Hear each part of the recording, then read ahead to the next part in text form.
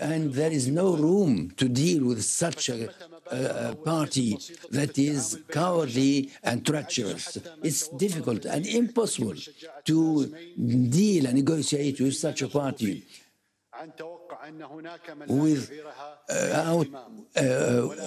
and we need to expect anything from such a party. And the second reality that comes to the surface is that those who work consistently to assassinate the party that is in negotiation will certainly do everything to ensure the failure of negotiations. When they claim that they seek the liberation of hostages is a mere lie. Their objective is nothing of importance. It is the negotiations are only part and parcel of a scheme to fulfill their objectives.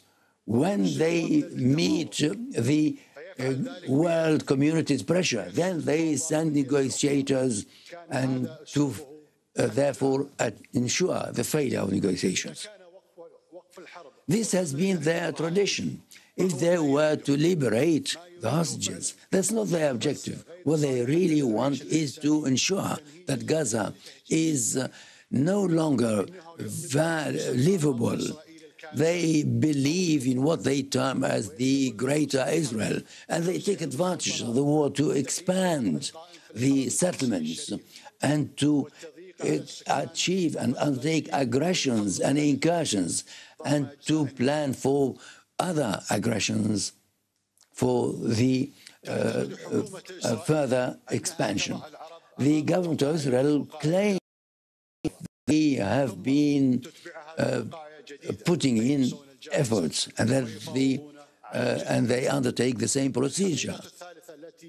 The other third reality that shows the treacherous character of the other party is that the Israeli government that claims that they have improved the situation in the Middle East, and they claim that they can intervene wherever and whenever they wish to ensure that the Arab region is under their dominance. And this is a mere myth. They claim that they're entitled and to do so. In Lebanon, the government of Libya is faced with assassinations and raids, and they seek to put the country in a civil war. Regarding Syria, the head of the government in question states clearly that there is no room for negotiation, as if the regions of Syria are part and parcel of Israel. We are fully confident that these plans will never see their way to achievement. Honorable participants, Israel claims that they are a democracy that is surrounded by enemies, whereas in fact they're building a colonialist occupation body carrying out crimes without limit. And the head of their government has been announcing that they have prevented the establishment of a Palestinian state. And they have shown their animosity and hostile stance towards the Palestinian Authority. Is the Palestinian Authority an enemy of Israel? These are two states that have signed agreements. There are other countries that have signed agreements in line with the Arab Peace Initiative. And had Israel accepted the Arab Peace Initiative, they would spare the region and itself so many tragedies. However, they not only refuse peace initiatives, but they wish to impose their own dominance and will. And whoever opposes them is, according to their claims, either terrorists or anti-Semites. Whereas at the same time, the government of the terrorists and the extremists in Israel are pursuing a policy of aggression everywhere. Each one of these three realities and truths deserve that we convene not only an emergency summit, but only to take necessary steps to face up to the bloodshed character of the Israeli government and the resulting continued genocide and displacement in Palestine. Secondly, aggressive intervention in Arab states. And thirdly, treacherous aggression against my country, that has shown its peaceful character and intentions, and that has been that has gained respect of all parties. We, according to the international law, we are entitled to preserve our sovereignty and face up to the Israeli aggression. I welcome you once again and thank you, and wish this summit full success in taking appropriate and firm decisions. Wassalamu alaikum.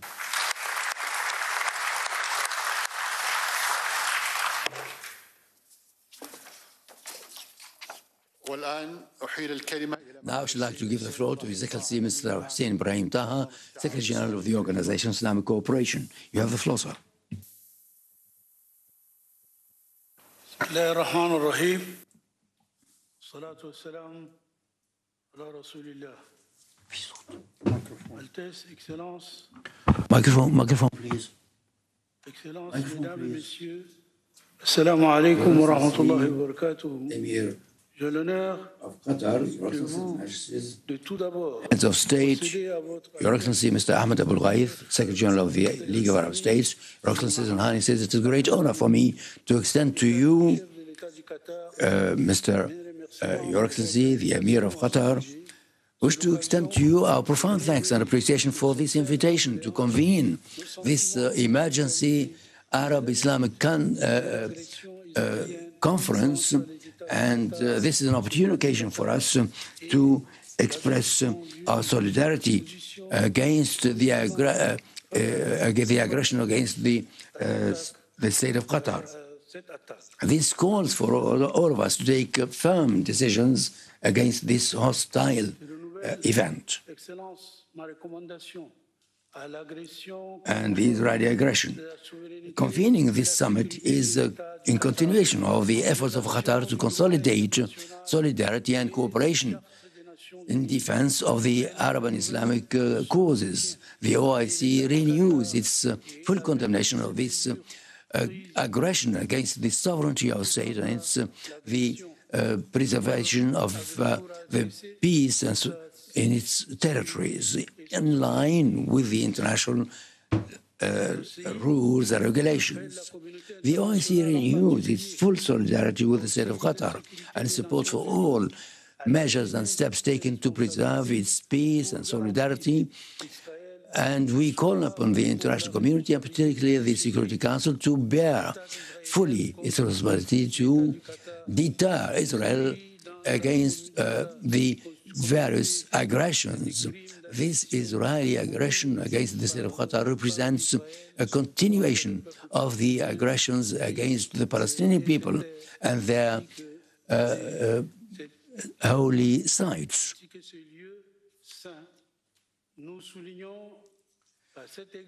We would like here to renew our the need to implement the decisions of the United Nations, particularly with regard to the ceasefire, and to allow free access of aid to the Gaza. Et renforcer la capacité du gouvernement palestinien d'assumer ses responsabilités dans la bande de Gaza. Nous affirmons notre soutien au Conseil support to the outcome of the international community regarding the settlement of the Palestinian cause. We also support the implementation of the two-state solution in such a way as to allow the Palestinian people to exercise their legitimate rights, including self-determination, and to also give concretization to the sovereignty on the borders of 1967 with its eastern Jerusalem to be its capital in accordance with the United Nations decisions and the Arab Peace Initiative. We are confident that this summit will consolidate solidarity with the state of Qatar and Efrat. Wassalamu alaikum.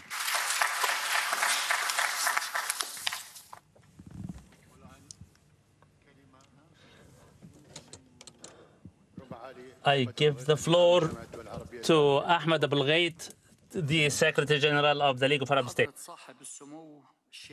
Your Royal Highness Sheikh Tamim bin Hamad Al Thani, the Emir of Qatar, Your Majesties, Your Royal Highnesses, heads of states, heads of government, ladies and gentlemen. The Israeli crime assaulting the state of Qatar has crossed all lines and violated each and every humanitarian or legal principle. Please, negotiating teams, barbaric belligerence was worse,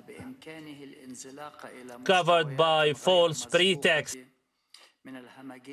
It is an unprecedented level of thuggery and violation of established principles and norms with impunity. Mr. Chair, allow me to address certain bullet points. First, assaulting peaceful, unsuspecting civilians, namely negotiating team, is not an act of courage. It is an act of malice, cowardice. It is a living proof of moral failure, unmatched and unprecedented in international relations.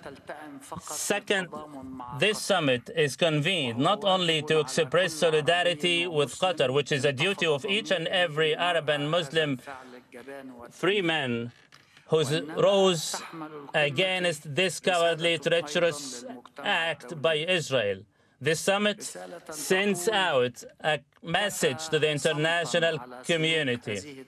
The message says, enough silence to the acts of thuggery by this rogue state, which has been wreaking havoc, destruction, killing, and starvation within the region. Its leaders, for their exposed political gains or sick philosophies, are willing to plunge the region into a state of lynch law. Second, silence to criminality is per se a crime.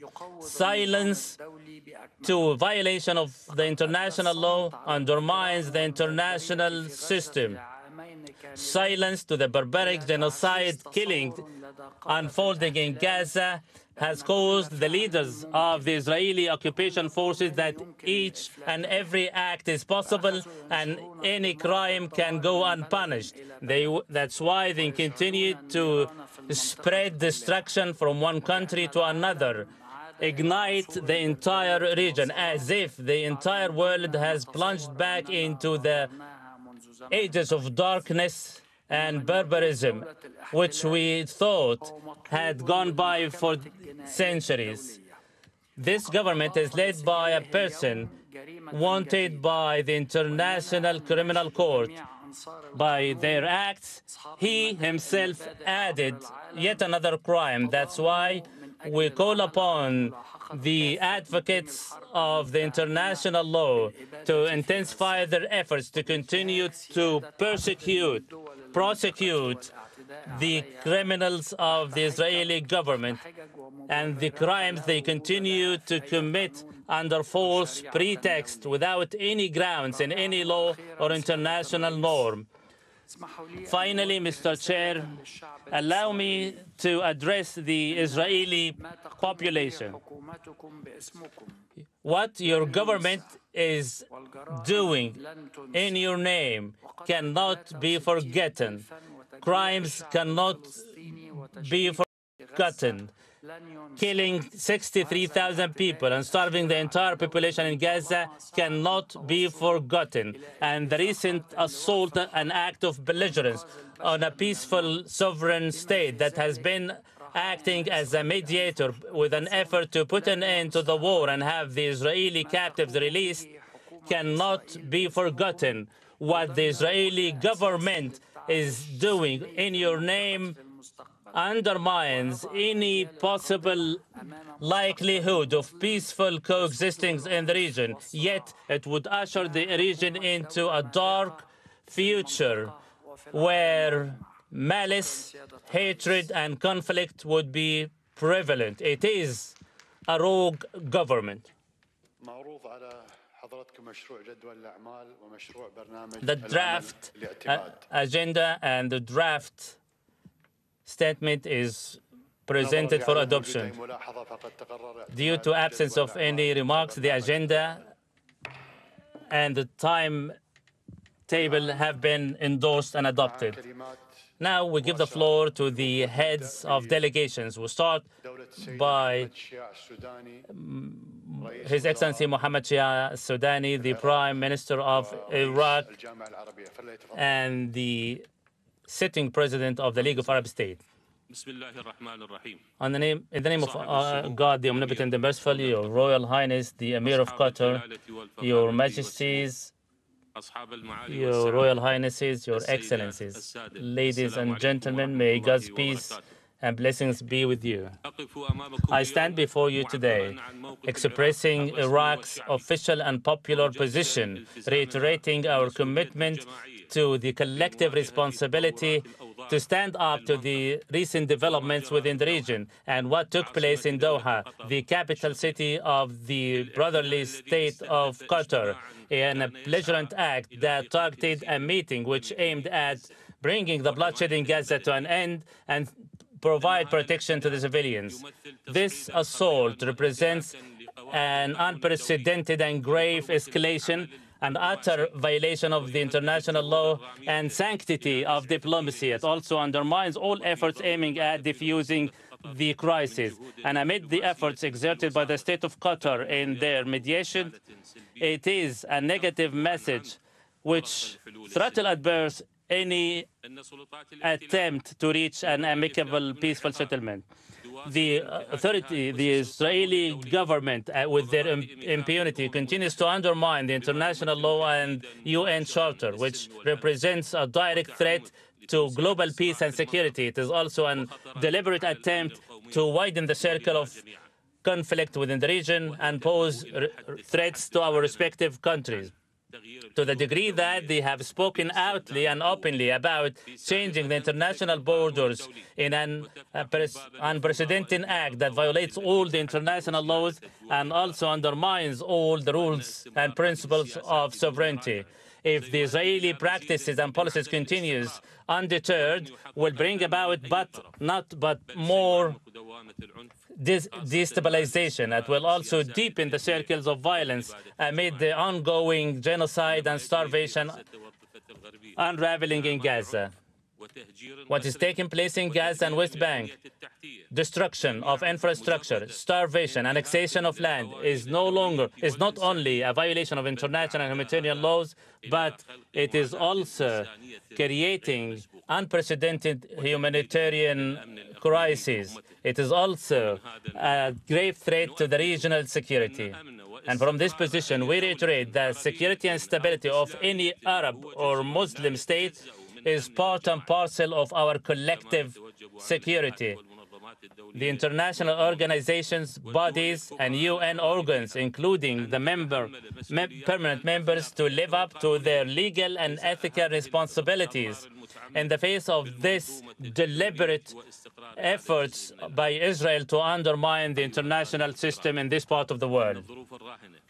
The current circumstances demand we move from merely the act of verbally condemning to taking action. That's why I propose the following. First, to hand down a uniform and united Arab and Islamic positions, condemning the Israeli attack on Qatar, initiating the necessary legal actions which are conducive to bringing the Israeli government to account. Second, to address and stand up to any targeting of any Arab or Muslim country as a threat to the collective common security, which requires diplomatic and political action, as well as measures to prevent recurrence. Third, to work genuinely to form a wide, comprehensive, and Islamic alliance to shoulder and take advantage and channel all what is necessary to address the economic and social problems faced our people, to form a group, a liaison group to address the UN Security Council, the European Parliament, and other international venues in order to address the same and defend and safeguard our people's rights. Then, to lay down a comprehensive roadmap to put an end to the genocide war in Gaza, followed by a reconstruction plan aiming to finally aim at a diplomatic course which would guarantee the restoration of the lawful Palestinian rights. 6, to reinforce the mechanism of coordination and communication among our respective countries to address any threat to our security and stability, and also to reinvigorate the collective defense system. Iraq reiterated expression condemnation of the series of military assaults undermining, targeting the security and stability of the region, and reiterate their total solidarity with the state of Qatar, the Palestinian people, and all the peoples who came under the Israeli attacks, be it Lebanon, Syria, Yemen, or Iran.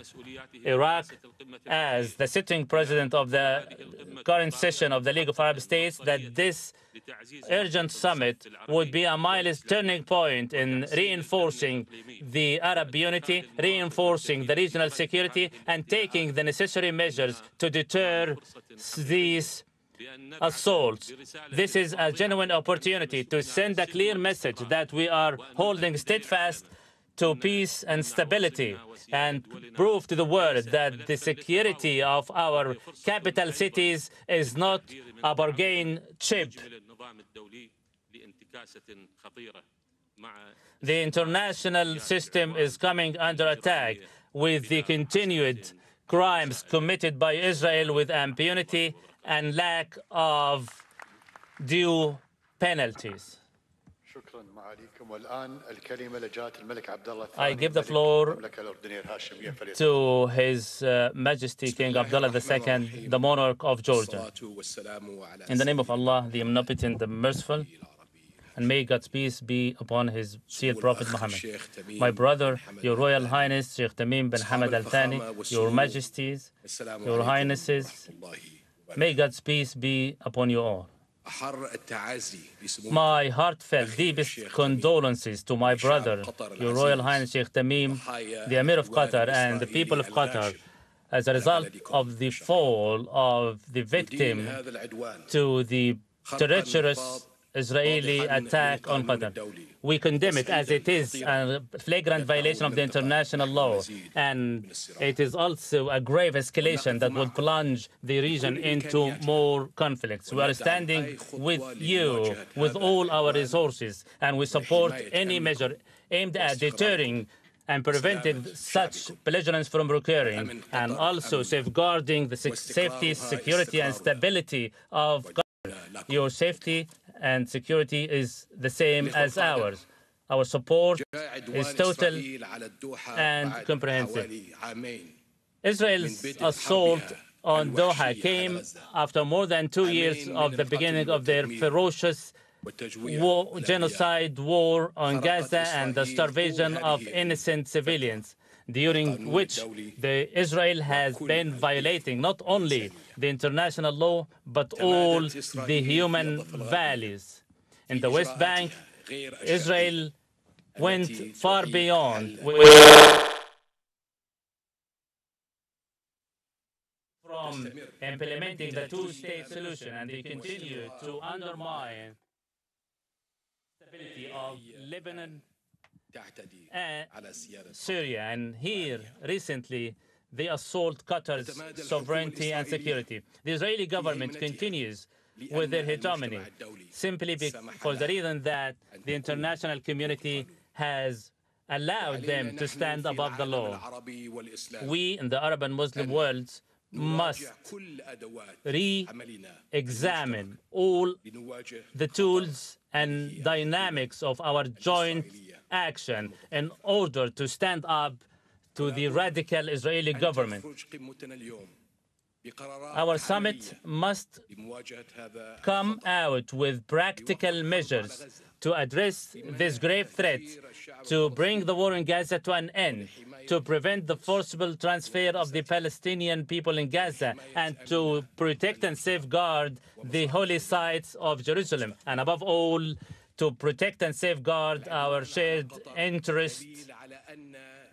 The Israeli attack on Qatar is a living proof that Israel's threat is without limit.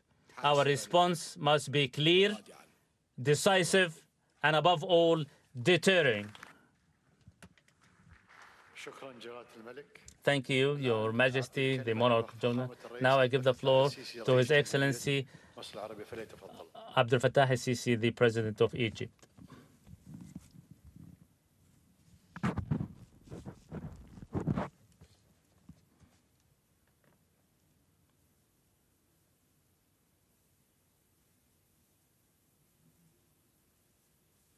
In the name of Allah,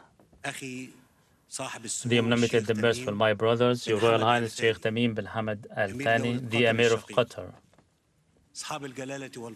Your Majesty, Your Royal Highnesses, monarchs and heads of Arab and Muslim states, Your Excellency Ahmed Abul Ghaid, the Secretary General of the League of Arab States, Your Excellency Sir Hussein Taha, the Secretary General of OIC. May God's peace be upon you all. At the outset, I would like to express my deep appreciation to His Royal Highness Sheikh Tamim bin Hamad Al Thani and the State of Qatar for hosting this important summit, which is convened at a very critical moment amid grave challenges faced by the entire region, where Israel attempts to turn into a legitimized battle of violations, which matter undermines the stability of the entire region and represents a grave threat to the international peace and security and the well-established principles of the international system. I would like to convey to the leadership and people of the brotherly state of Qatar, Egypt's total solidarity and support with their brothers in the face of this malicious Israeli attack on Qatar, which constitutes a flagrant and blatant violation of the international law, the UN Charter, and it is also a grave, unprecedented threat to the Arab and Muslim security. Let me make it clear. This belligerence reflects clearly that the Israeli practices have gone beyond any diplomatic or military logic. And above all, they have crossed all red lines. We strongly condemn the Israeli belligerence on Qatar, on the sovereignty and security of an Arab state, playing a pivotal role as a mediator together with Egypt and the United States, aiming to reach a ceasefire in Gaza, bring the war to an end, and also bring the unprecedented suffering of the Palestinian population to a halt.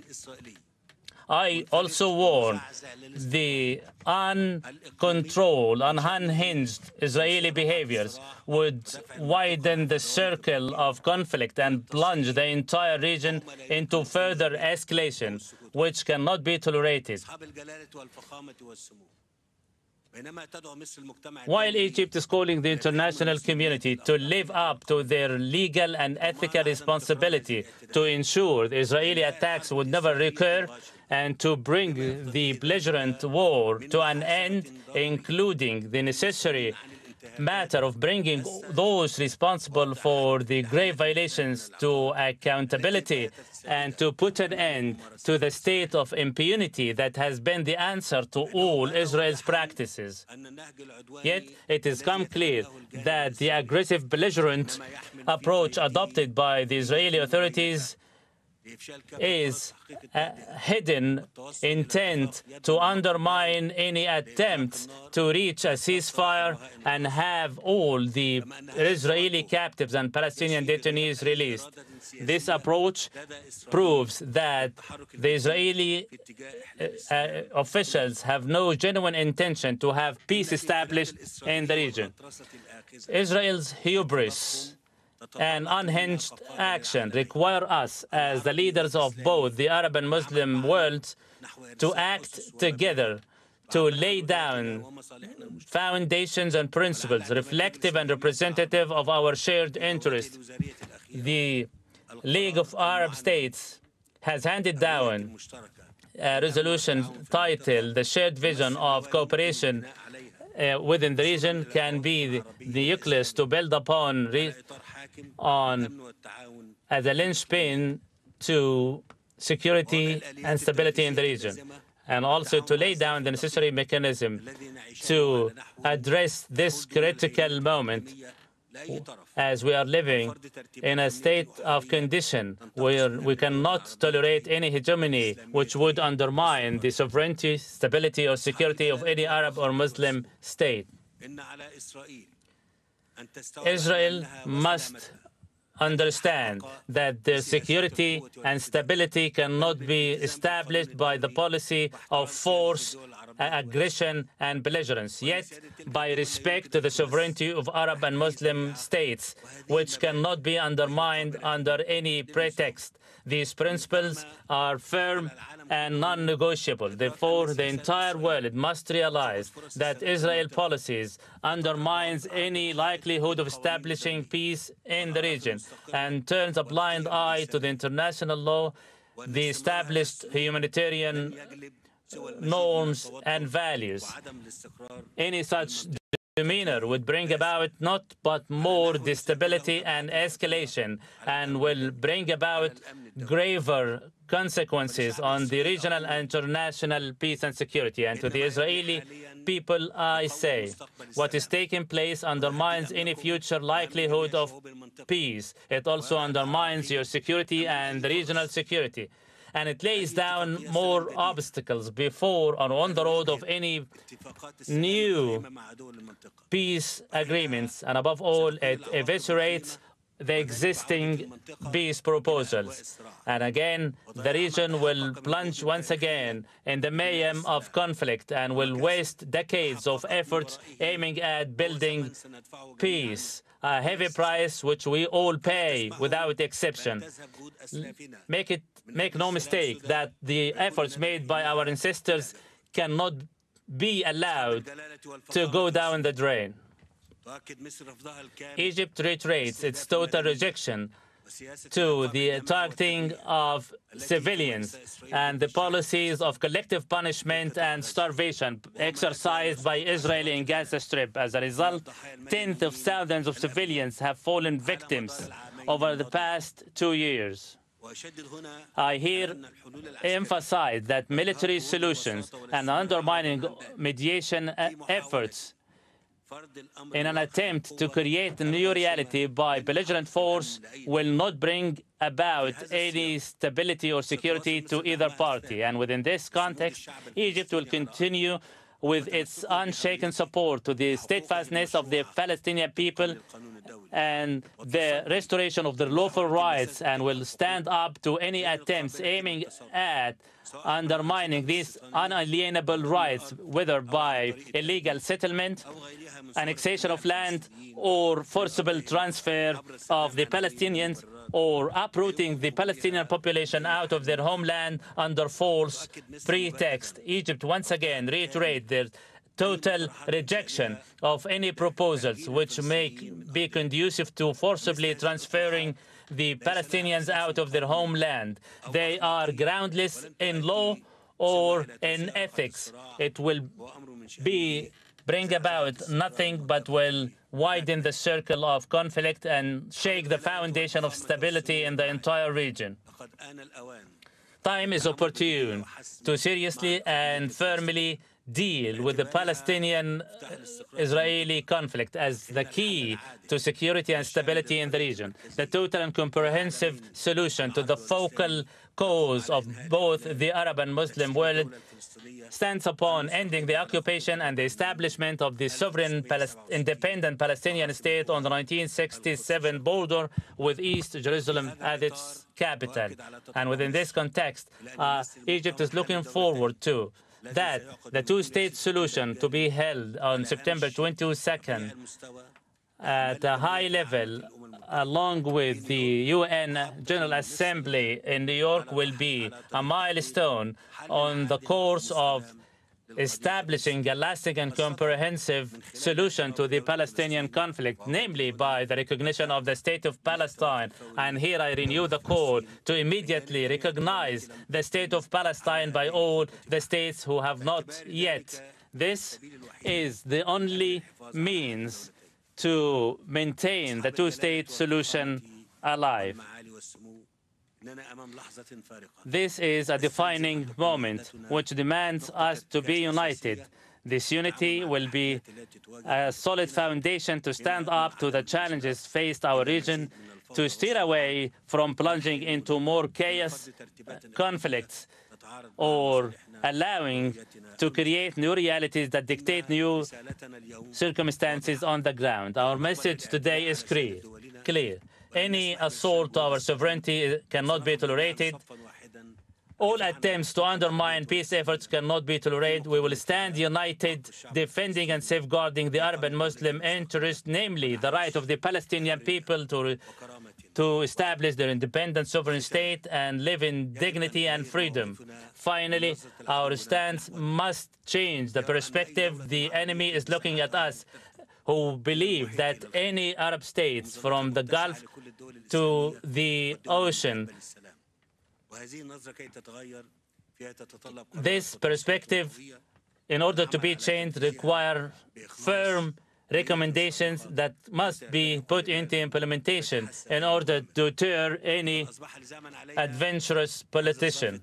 At this defining historical moment, we are required to create an Arab and Muslim mechanisms of cooperation which enable us to stand up to all security, political, and economical challenges facing us. The establishment of these dynamics now will be a forefront to reinforce our efforts and take necessary, tangible measures to safeguard our security and protect our shared interests. Egypt, as always, extends its arms to all genuine efforts aiming at establishing just and lasting peace in the Arab and Muslim world and within the region.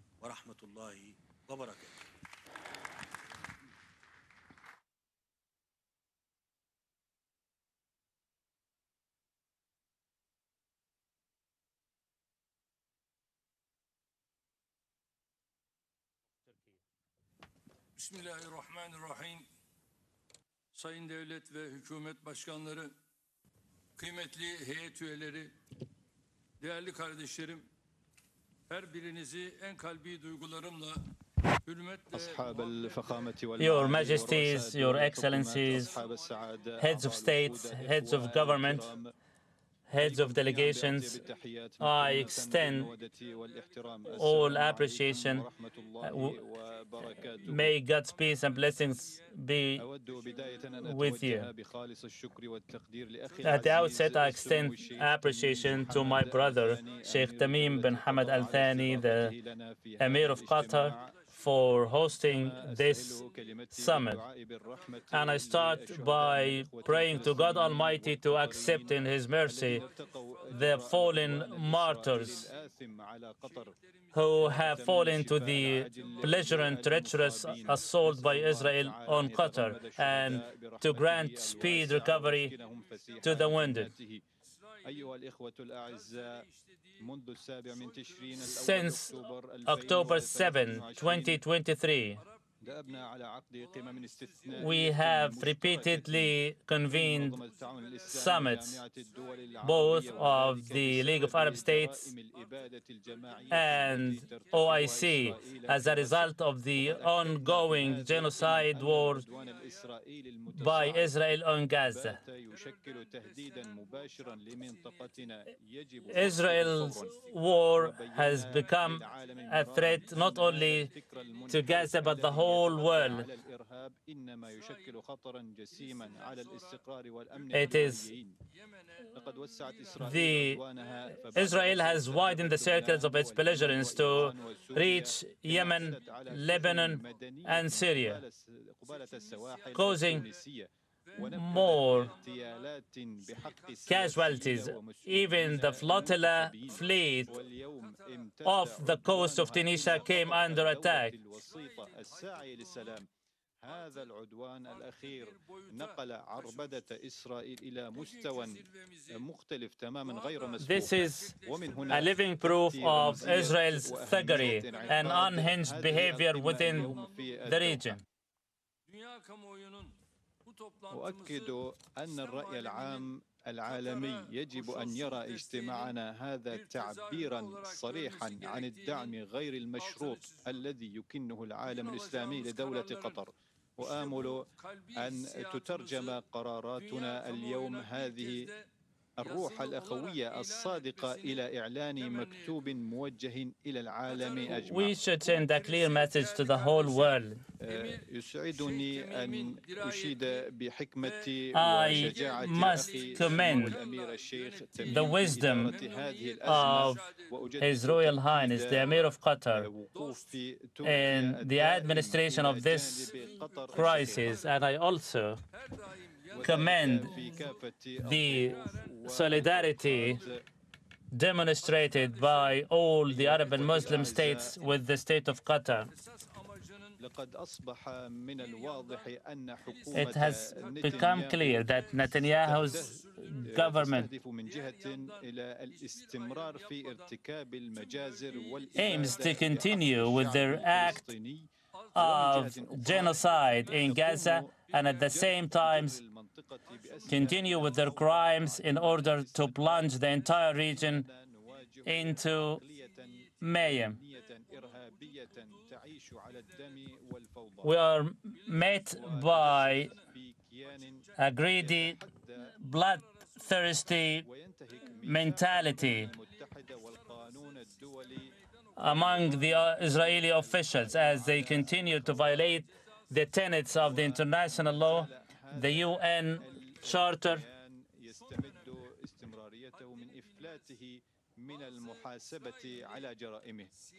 especially that the Israeli entity continues to go with impunity.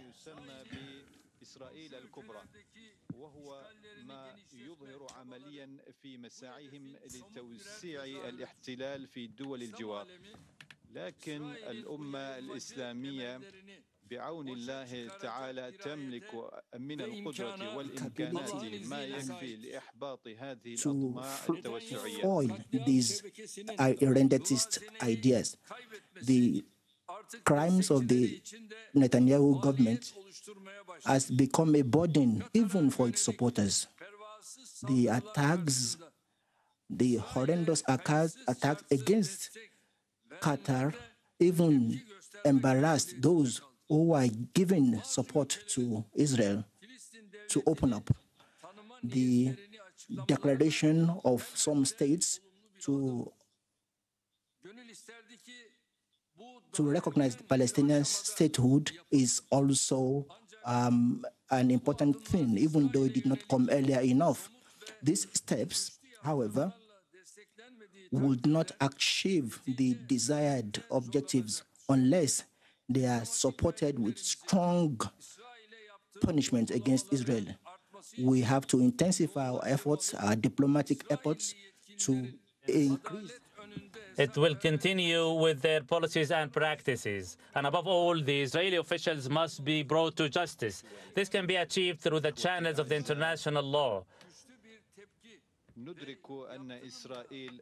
We are aware that Israel's policies of occupation, destruction, assassination, and genocide will not come to an end unless it is met with sanctions, severe sanctions, and penalties. We have the means and resources to do so. Therefore, it is imperative to achieve self-sufficiency in many critical domains, namely the deterring defense industries. And we are prepared to share our expertise and capabilities with you. We are required to intensify our cooperation within these domains in order to ensure a safe and bright future to our respective generations. I also reiterate, more economic pressures must be exercised on Israel. History has it that these measures are very impactful against Israel. We in Turkey, for 1.5 years, have halted all our commercial dealings with Israel, giving up about $9.5 billion of revenues every year.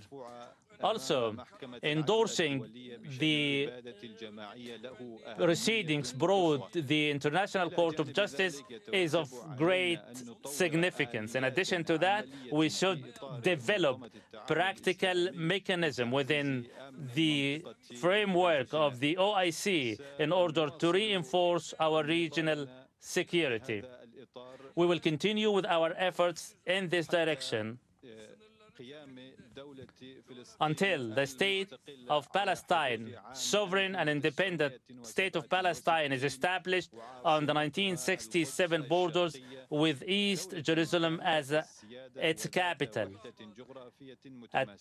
A state sovereign, independent, with one territorial integrity. We cannot accept the genocide to continue, the ethnic cleansing to go on, or the forcible transfer of the Palestinians be made. We support any measure aiming at deterring the recurrence of the Israeli violation, and we hope that the outcomes of this summit will be closely monitored and put into implementation. And I thank you for hosting and convening this urgent summit.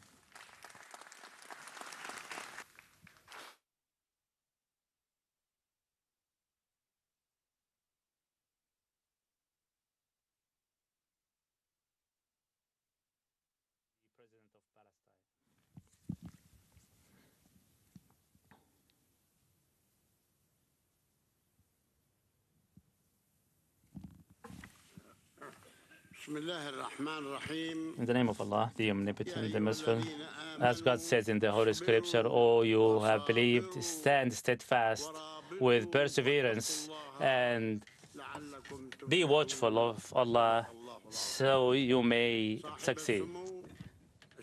Your Royal Highness Sheikh Tamim bin Hamad Al Thani, the Emir of Qatar,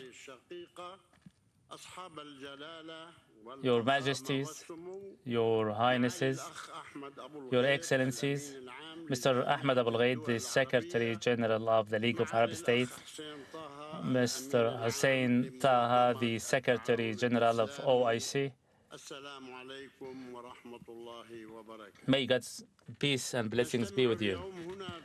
This summit is convened here in Doha today to stand united, shoulder to shoulder with the state of Qatar, its leadership and people, expressing our total solidarity with them in the face of the belligerent, treacherous Israeli assault, reiterating that undermining the security and stability of any Arab and Islamic state is meaning undermine our shared common security and stability. We strongly condemn the Israeli assault, and we call upon the international community to live up to its responsibility to hold Israel liable and responsible for their crimes and the repeated assault on our countries and peoples. And in this direction, we call for deterring practical measures to prevent any recurrence of these violations. We reiterate that the linchpin to security and stability in our region lies in bringing the genocide war, starvation and forcible transfer, and the gobbling up of territories and to an end, and also to ensure the withdrawal of the Israeli occupation forces to the 1967 borders and the establishment of the Palestinian states on that basis. The continued aggression by Israel, not only on Palestine, but also on Arab and Muslim countries. Recently, Qatar, the radical far-right government of Israel cannot be a partner to peace and security in our region.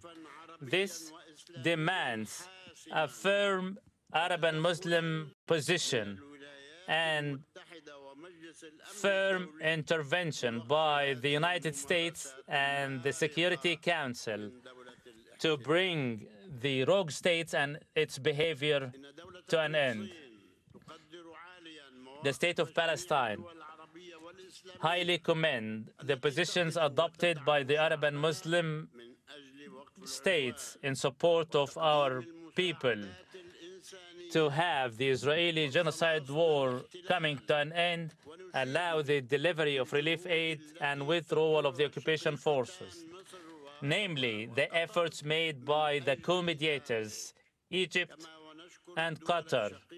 To this effect, we also extend thanks and appreciation to all other friendly and brotherly states taking part in the International Peace Conference in New York, to be chaired by both France and the Kingdom of Saudi Arabia, whose concerted efforts brought about more recognition of the State of Palestine by a number of world states and rallying international support until we restore our freedom and established rights as well as our independence. In conclusion, we reiterate our thanks and appreciation to the State of Qatar leadership and government for organizing and hosting this emergency summit. Equally, to all the heads of state and heads of delegation taking part.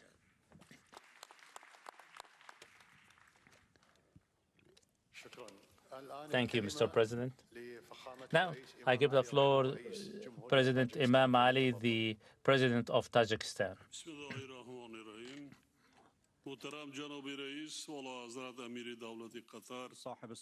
Your Royal Highness, the Emir of Qatar, the chair of this summit, Your Majesties, Your Royal Highnesses, Your Excellencies, heads of states and heads of delegations. The Israeli airstrike on the State of Qatar that took place on September 9th gives rise to profound sorrow and regret. It is a flagrant violation of the sovereignty of a brotherly state, and we reiterate our total condemnation of this act of belligerence, which represents a blatant violation of the international law and the basic tenets of the UN Charter. Any act of violence in the region will lead to further escalations and the eruption of further conflicts. It will also undermine any attempt to restore lasting peace and security or to engage in any fruitful negotiations.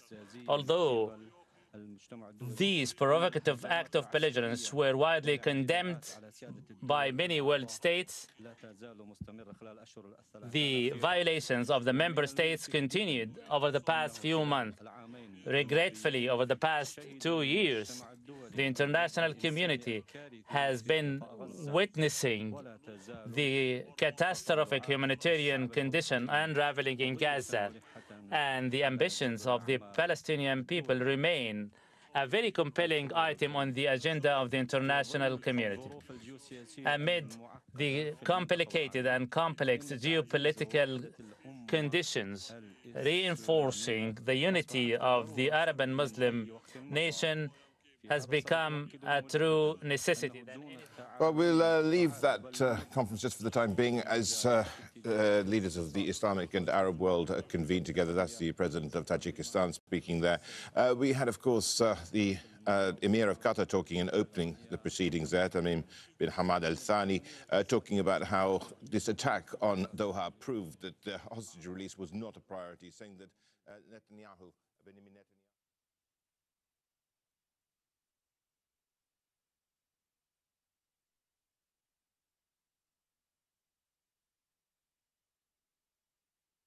بدون همکاری ثمربخش و سودمند ما در ساحه‌های تجارت و اقتصاد، سرمایه‌گذاری و فناوری‌های پیشرفته، دستیابی ما به هدف‌های عالی سازمان غیر امکان است.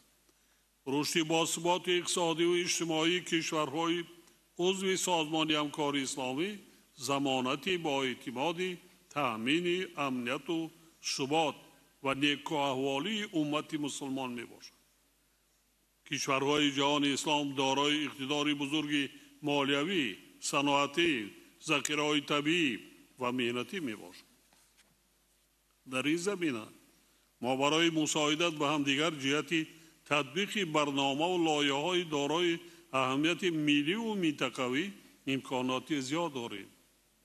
حاضرین گرامی، امروز امت مسلمان روبروی خطرهای فاجعه‌بار تروریسم، افراطگرایی و دیگر تهدیدها به تمدن بشری قرار دارد. در مبارزه با این عامل‌های خطرزا برخورد یگانه و رویکرد مشترک ما تقاضای زمان می‌باشد.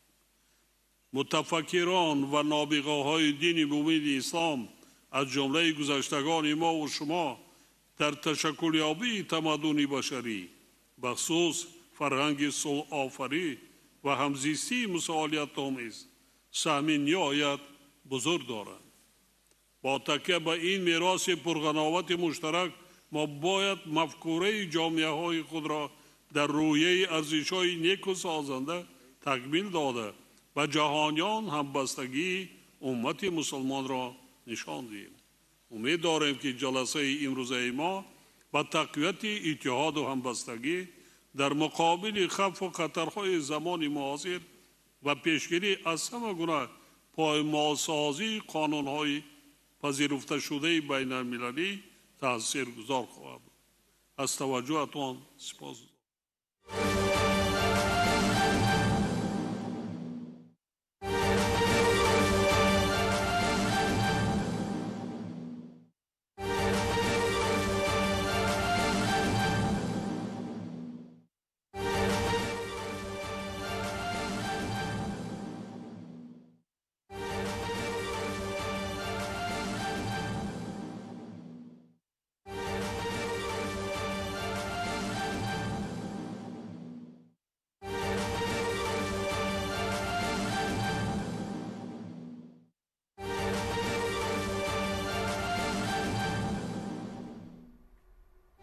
قطر میں عرب اسلامی ممالک کے ہنگامی اجلاس کے موقع پر وزیر اعظم محمد شہباز شریف کی عالمی رہنماؤں سے ملاقاتیں ہوئی ہیں۔ وزیر اعظم کی ترکی کے صدر رجب طیب ایردوان، سعودی عرب کے ولی عہد شہزادہ محمد بن سلمان بن عبدالعزیز آل سعود سے ملاقات ہوئی۔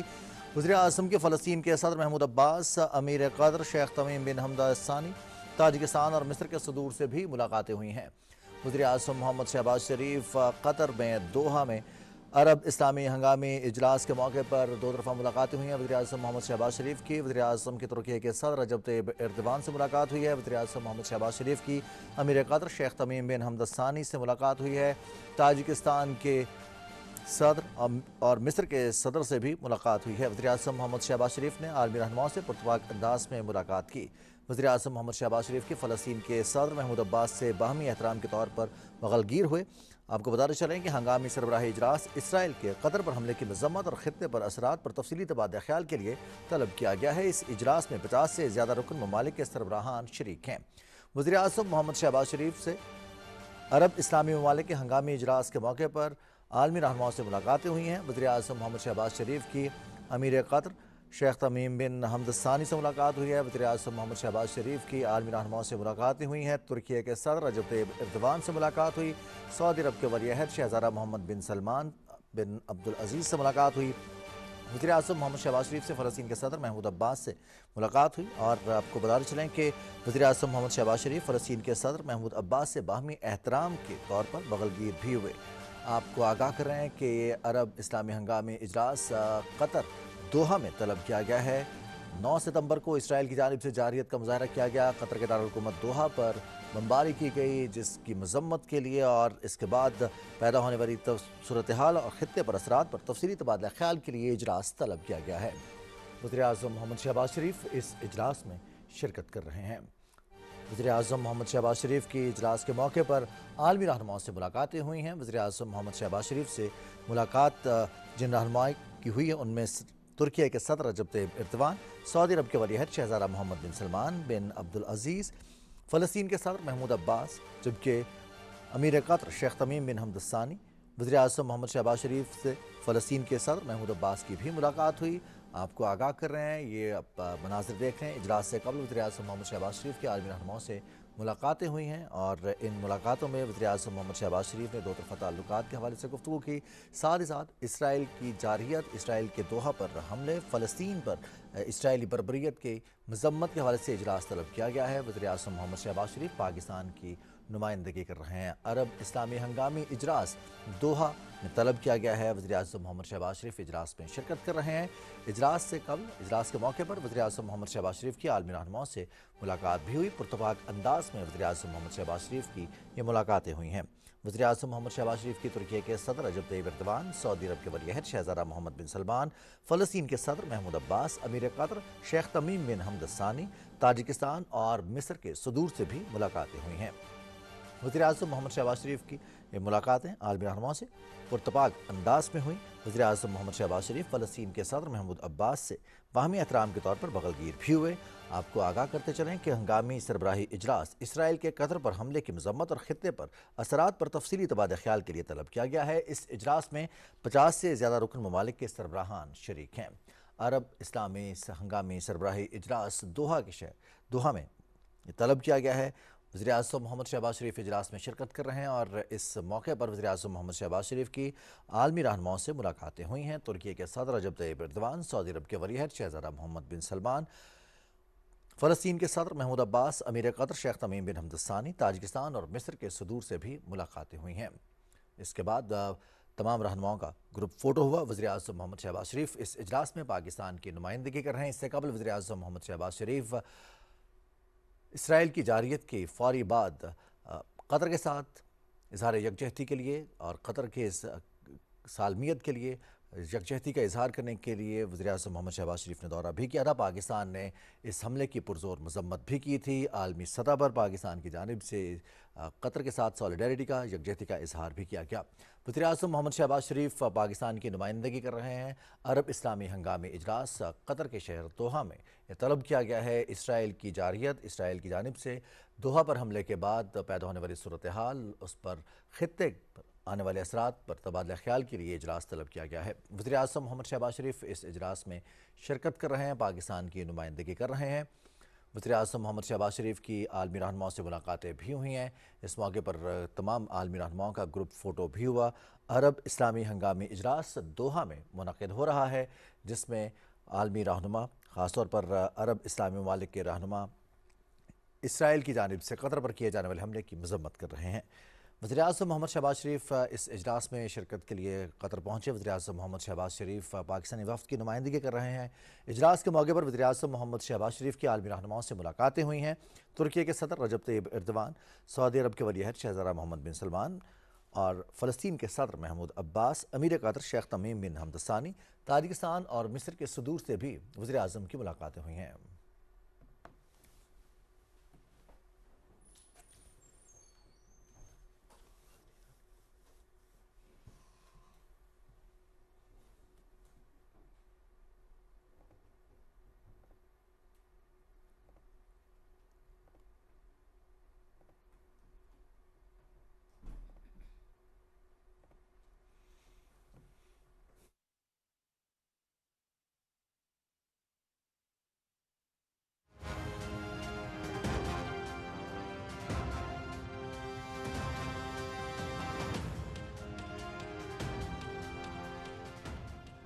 اسرائیل نے قطر کی خود مختاری اور علاقائی سالمیت کی خلاف ورزی کی۔ قطر نے ثالث کے طور پر خطے میں امن کے لیے مخلصانہ کوششیں کی۔ اسرائیل نے مذاکراتی عمل کو سبوتاژ کرتے ہوئے حماس کی قیادت کو نشانہ بنایا۔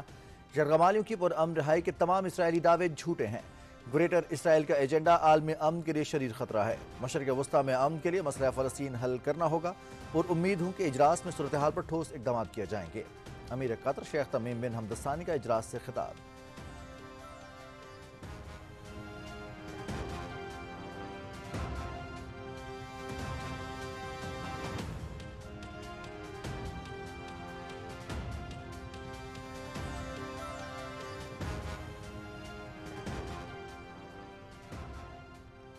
قطر پر اسرائیلی حملے سے ظاہر ہے کہ اسرائیل کے لیے امن کی کوئی اہمیت نہیں۔ اسرائیل کی جانب سے خطے کے ملکوں کو نشانہ بنانا انتہائی تشویشناک ہے۔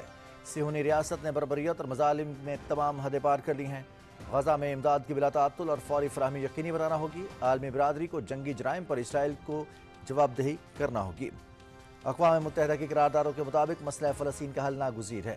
OIC کے سیکرٹری جنرل اور عرب لیگ کے سیکرٹری جنرل کا اجلاس سے خطاب۔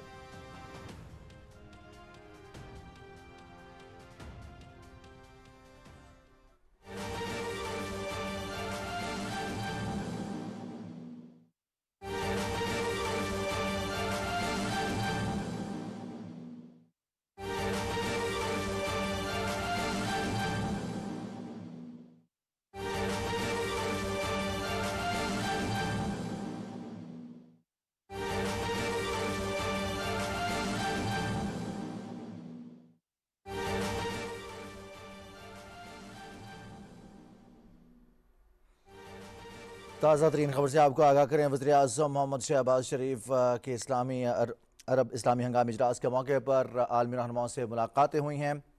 وزیر اعظم محمد شہباز شریف کی ترکی کے صدر رجب طیب ایردوان، سعودی عرب کے ولی عہد شہزادہ محمد بن سلمان، فلسطین کے صدر محمود عباس اور امیر قطر شیخ تمیم بن حمد ثانی، تاجکستان اور مصر کے صدور سے ملاقاتیں ہوئی ہیں۔ وزیر اعظم محمد شہباز شریف نے عالمی رہنماؤں سے پراتفاق انداز میں ملاقات کی۔ وزیر اعظم محمد شہباز شریف فلسطین کے صدر محمود عباس سے باہمی احترام کے طور پر بغل گیر بھی ہوئے۔ کو بتاتے چلیں کہ ہنگامی سربراہی اجلاس اسرائیل کے قطر پر حملے کی مذمت اور خطے پر اثرات پر تفصیلی تبادلہ خیال کے لیے طلب کیا گیا ہے۔ وزیر اعظم محمد شہباز شریف اجلاس میں پاکستان کی نمائندگی کر رہے ہیں۔ اس اجلاس میں 50 سے زیادہ رکن ممالک کے سربراہان شریک ہیں۔ قطر میں عرب اسلامی ممالک کے ہنگامی اجلاس کے موقع پر وزیر اعظم محمد شہباز شریف کی عالمی رہنماؤں سے ملاقات ہوئی ہے۔ وزیر اعظم محمد شہباز شریف کی ترکی کے صدر رجب طیب ایردوان، سعودی عرب کے ولی عہد شہزادہ محمد بن سلمان، فلسطین کے صدر محمود عباس، امیر قطر شیخ تمیم بن حمد ثانی، تاجکستان اور مصر کے صدور سے بھی ملاقاتیں ہوئی ہیں۔ وزیر اعظم محمد شہباز شریف نے عالمی رہنماؤں سے پراتفاق انداز میں ملاقاتیں کی ہیں۔ وزیر اعظم محمد شہباز شریف عرب اسلامی ہنگامی اجلاس میں شرکت کے لیے دوحہ میں موجود ہیں۔ اس موقع پر وزیر اعظم محمد شہباز شریف کی عالمی رہنماؤں سے ملاقاتیں ہوئی ہیں۔ یہ ملاقاتیں پراتفاق انداز میں ہوئیں۔ وزیر اعظم محمد شہباز شریف نے ترکی کے صدر رجب طیب ایردوان، سعودی عرب کے ولی عہد شہزادہ محمد بن سلمان، फ़लस्तीन के सदर महमूद अब्बास, अमीर Qatar Sheikh Tamim बिन हमद सानी, Tajikistan और मिस्र के सदूर से मुलाकातें हुई हैं। वज़ीर-ए-आज़म मोहम्मद शहबाज शरीफ की मुलाकातें इंतहाई पुरतपाक अंदाज में हुई। को बताते चलें कि हंगामी अरब इस्लामी इजलास दोहा कतर में मुनक़िद हो रहा है। इस इजलास में इसराइल के कतर पर हमले की मजम्मत और खित्ते पर असरात पर तफसीली तबादला ख्याल किया जाएगा। कतर में अरब इस्लामी सरबराही हंगामी इजलास, जिसमें वज़ीर-ए-आज़म मोहम्मद शहबाज शरीफ पाकिस्तान की नुमाइंदगी कर रहे हैं। ये इजलास इसराइल के कतर पर हमले के तनाजुर में तलब किया गया है और इस इजलास में इसराइल के कतर पर हमले की मजम्मत और खित्ते पर असरात पर तफसीली तबादला ख्याल के लिए तलब किया गया है। इस इजलास में 50 से ज़्यादा रुकन ममालिक के सरबराहान शिरकत कर रहे हैं। वज़ीर-ए-आज़म मोहम्मद शहबाज शरीफ इजलास में पाकिस्तान की नुमाइंदगी कर रहे हैं। वज़ीर-ए-आज़म मोहम्मद शहबाज शरीफ के हमरा पाकिस्तान के आला सतह वफ़द भी इस इजलास में शरीक है। कतर में अरब इस्लामी ममालिक की हंगामी इजलास के मौके पर वज़ीर-ए-आज़म मोहम्मद शहबाज शरीफ की आलमी रहनुमाओं से पुरतपाक मुलाकातें हुई हैं। मुलाकात जिनसे उनमें तुर्की के सदर रजब तय्यिब एर्दोगान, सऊदी अरब के वलीअहद शहज़ादा मोहम्मद बिन सलमान, फ़लस्तीन के सदर महमूद अब्बास, अमीर कतर शेख तमीम बिन हमद सानी, ताजिकिस्तान और मिस्र के सदूर से मुलाकातें हुई हैं। वज़ीर-ए-आज़म मोहम्मद शहबाज शरीफ से आलमी रहनुमाओं की मुलाकातें इंतहाई पुरतपाक अंदाज में हुई। वज़ीर-ए-आज़म मोहम्मद शहबाज शरीफ फ़लस्तीन के सदर महमूद अब्बास से बाहमी एहतराम के तौर पर बगलगीर भी हुए। इजलास में 50 से ज़्यादा रुकन ममालिक के सरबराहान शिरकत कर रहे हैं। दोहा में होने वाला ये इजलास अरब इस्लामी ममालिक का सरबराही हंगामी इजलास है। इस मौके पर वज़ीर-ए-आज़म मोहम्मद शहबाज शरीफ की आलमी रहनुमाओं से मुलाकातें हुई हैं।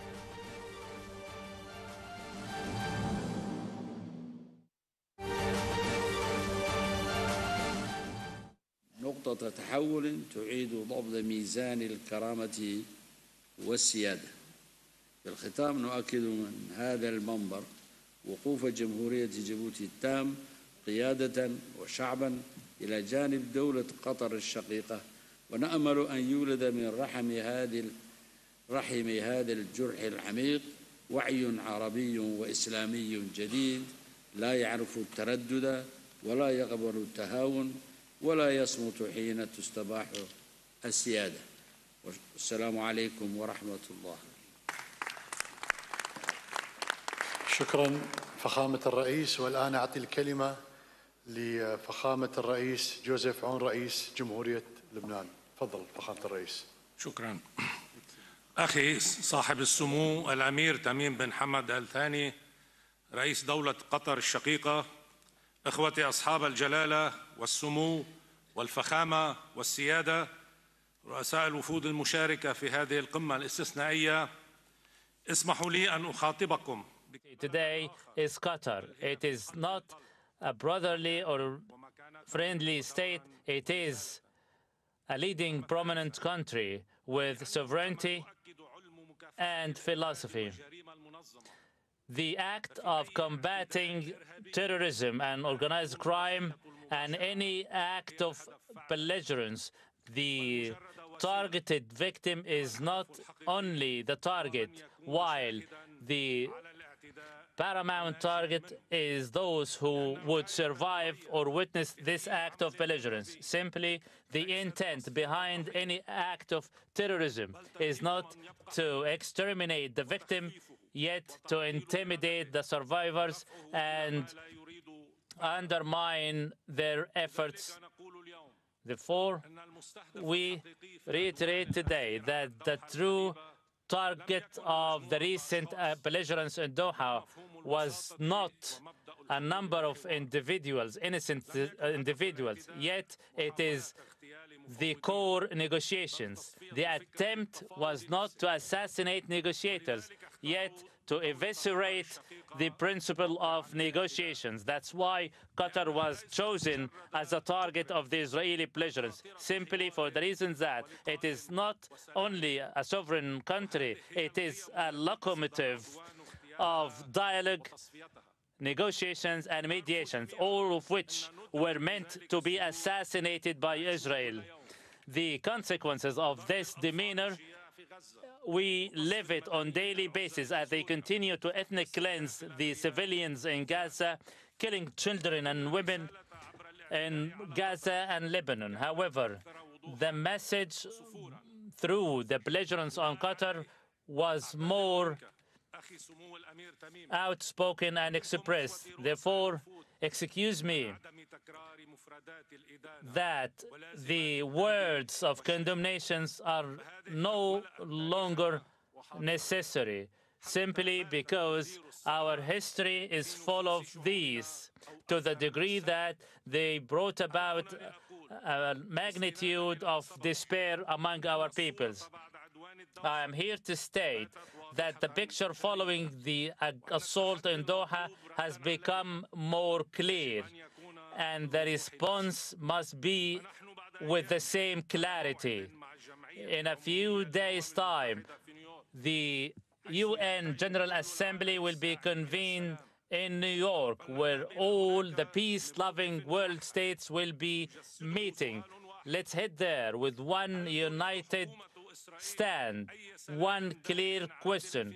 Is the government of Israel willing to have a last and comprehensive peace established in our region? If the answer is yes, then we are prepared within the framework of the Arab Peace Initiative proposed by Saudi Arabia in Beirut Summit of 2002 and further endorsed by the League of Arab States, which initiative is widely internationally recognized and endorsed.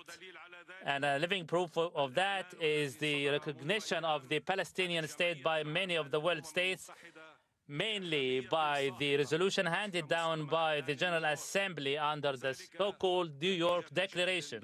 It was the fruit of concerted efforts by the Kingdom of Saudi Arabia and France, who have taken concerted genuine efforts and set a timetable for the two-state solution. Let's immediately sit together under the auspices of the UN organs and with all the peace-loving seekers to find an answer.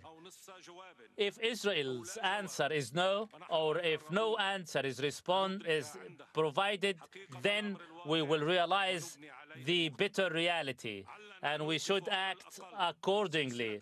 At least we will put an end to the series of failures before the eyes of our people. I say it with a sincere prayer to Almighty God for all the prosperity and welfare of all our countries and peoples respectively. I give the floor to Dr. Mohammed Muaz, the President of Maldives. Your Highness Sheikh Tamim bin Hamad Al Thani, Amir of the State of Qatar, Your Majesties, Your Royal Highnesses, Excellencies, ladies and gentlemen, Assalamu alaikum wa rahmatullahi wa barakatuh. We were just listening to the Lebanese President Joseph Aoun. He was saying, let us go to the UN General Assembly with one voice and take the Saudi Arabian-inspired peace initiative from a few years ago as a starting point, asking Israel if they wanted peace or if they did not want peace there. This is more of these statements coming out of this summit taking place, emergency summit, of course, here in Doha. Our guest is Sultan Barakat, Professor of Public Policy at Hamad bin Khalifa University. So the rhetoric is... Ladies and gentlemen, Assalamu alaikum wa rahmatullahi wa barakatuh. I extend my deepest gratitude to Your Highness for convening this summit at such a critical moment. Today we gather in Doha not merely to deliberate, but to declare with one voice that we reject aggression. We will resist injustice, and we will not tolerate the trampling of international law and blatant disregard for sovereignty. The Israeli attack on Doha was not only an act of aggression, it was a direct assault on the sovereignty of the state of Qatar, and a brazen attack on the dignity of the entire Arab and Islamic world.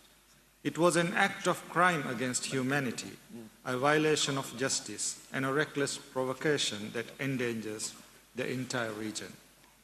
This was no accident. It was deliberate. It was calculated. It was an attack on peace itself. Qatar, a nation that has played a central role as a mediator of peace in Gaza, tirelessly striving to bring relief to the Palestinian people, deserves tremendous recognition, not retribution. By striking Doha, Israel seeks to punish peace itself and undermines the mediation efforts and to further destabilize the wider region. This outrage is part of a broader and deeply troubling pattern of grave violations by Israel. The illegal occupation of Palestinian lands, the siege of the West Bank, the denial of humanitarian aid access to Palestinians, the targeting of doctors, journalists, and humanitarian workers, and now the brazen aggression against Qatar. Israel continues to reduce Gaza to rubble in the name of self-defense, while massacring innocent Palestinian civilians under the guise of security. We must ask, where does this end? And what lines will Israel refuse to cross? Israel's actions are not the conduct of a state seeking peace, but an aggressor that thrives on perpetual war and commits crimes against humanity. By normalizing brutality and weaponizing fear, Israel seeks to extinguish the hopes of an entire people. The Maldives rejects this path of destruction and stands unwavering in defense of human dignity, justice, and the right to live free from oppression and occupation. From Palestine to Yemen, from Syria to Lebanon, and now here in Doha, Israel has acted with arrogance, impunity, and contempt for the very foundations of international law. Excellencies, let us be absolutely clear. An attack on Qatar is an attack on us all. Qatar's sovereignty and security are inseparable from that of every nation represented here today. The Maldives firmly stands shoulder to shoulder with the government and people of Qatar. Your struggle is our struggle.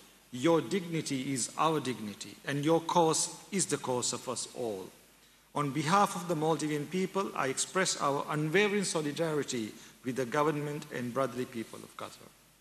Excellencies, the international community cannot claim ignorance. The Geneva Conventions, the UN Charter, countless resolutions and rulings of the International Court of Justice all affirm the illegality of occupation, collective punishment, and attacks on civilians. Yet, Israel is shielded by double standards that undermine the very foundations of international law. If these laws are to mean anything, they must apply to all and not only to a privileged few. Therefore, our response must go beyond words. Condemnation alone cannot stop bombs, nor cannot sympathy rebuild shattered lives. We must transform outrage into coordinated action, legal, diplomatic, and humanitarian. I call for Israel to be held accountable through the international legal institutions, with its leaders facing justice for war crimes and crimes against humanity. We must unite to impose political, economic, and diplomatic measures until it complies with international law. No member of our Ummah should face aggression alone. We must strengthen our defense and stand as one. The world must stand not between nations, but between law and lawlessness, justice and injustice, peace and terror. We must urgently expand humanitarian aid to Gaza and the West Bank, while reinforcing Qatar's vital mediation efforts for peace. Let this summit be remembered as a turning point when the Arab and Islamic world rose with unity, with courage, and with unwavering conviction. Let it be remembered as the day we declared to the world, enough of occupation, enough of aggression, enough of impunity. If we falter, history will condemn us. But if we rise together, no aggressor, no matter how powerful, can overcome the justice of our cause or the strength of our faith. May Allah, the Almighty, strengthen our resolve, bless our unity, and grant victory to justice, peace, and dignity across our nations. Ameen. Wassalamu alaikum wa rahmatullahi wa barakatuh. شكرا فخامة الرئيس. أعطي الآن الكلمة لفخامة الرئيس محمد ولد الشيخ الغزاوي رئيس الجمهورية الإسلامية الموريتانية، فليتفضل.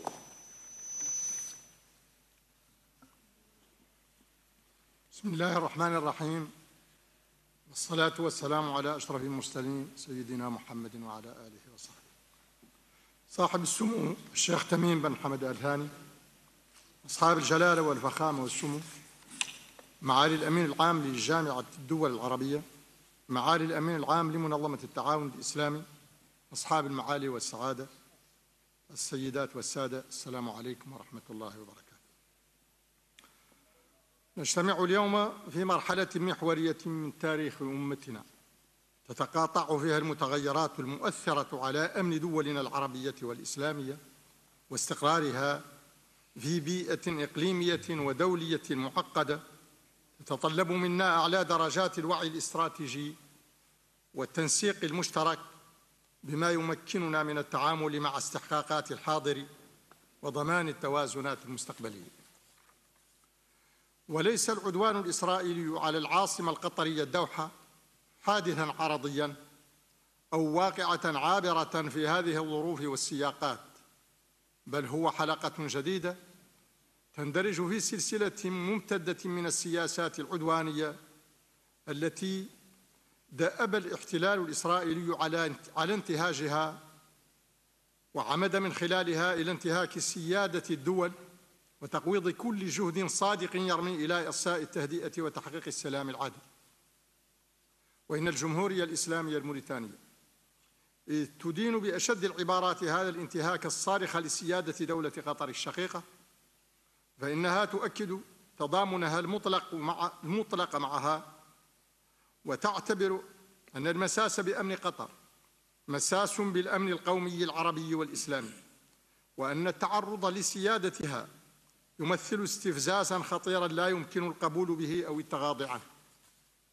أصحاب الجلالة والفخامة والسمو والمعالي، إن العدوان على دولة قطر يمثل تصعيداً خطيراً ودليلاً قاطعاً على غياب الإرادة السياسية للسلام لدى الاحتلال، ويكشف إصراره المستمر على المضي في نهج العدوان والإبادة، وهو مسار لا يؤدي إلا إلى تهديد مباشر للسلم والأمن الإقليمي والدولي وتقويض أسس الاستقرار وإخلال بالمرجعيات الدولية التي تقوم عليها منظومة الأمن الجماعي. ندرك معاً ما يجري في المنطقة من ديناميكيات غير تقليدية متزايدة، وهي معطيات تضع دولنا أمام عبء استراتيجي بالغ يستدعي تعزيز الأواصر المشتركة وقيم التضامن للحفاظ على أمننا الجماعي واستقرارنا الإقليمي. وإن طبيعة هذه المرحلة تحتم الانتقال من ردود فعل فردية إلى موقف موحد ومتماسك قادر على التأثير في مسار الأحداث. وهكذا فإن الرسالة التي ينبغي إيصالها بجلاء أن سياسة الانتهاك والتصعيد لن تواجه بالصمت، وإنما بموقف مشترك جاد يستند إلى الآليات الدولية ذات الصلة بما يحمي سيادة الدول ويصون كرامة الشعوب ويعيد الاعتبار للقانون الدولي كركيزة أساسية للسلم والأمن الدوليين. وفي هذا الصدد يصبح دور المجتمع الدولي ومنظوماته وفي طليعتها مجلس الأمن ضرورة لا خياراً، إذ تقع عليه مسؤولية مباشرة في ضمان احترام قواعد المنظومة الدولية، كما أن أي مقاربة شاملة للاستقرار المستدام لا يمكن أن تتجاهل القضية الفلسطينية باعتبارها جوهر الصراع ومفتاح التوازن في المنطقة وأساس أي سلام عادل ودائم. وفي الختام فإن الجمهورية الإسلامية الموريتانية تجدد دعوتها إلى توحيد الصف العربي والإسلامي من أجل حماية مصالح الأمة وكرامتها والحيلولة دون محاولات تقويض أمنها واستقرارها. السلام عليكم ورحمة الله وبركاته. شكرا فخامة الرئيس، والمعذرة أنا ذكرت الغزاوي فهي الغزواني، فأرجو المعذرة على هذا الخطأ، وأعتقد معروف أسباب الخطأ هذا. الآن أعطي الكلمة لفخامة الرئيس الدكتور حسن شيخ محمود رئيس الصومال الفيدرالية، فليتفضل.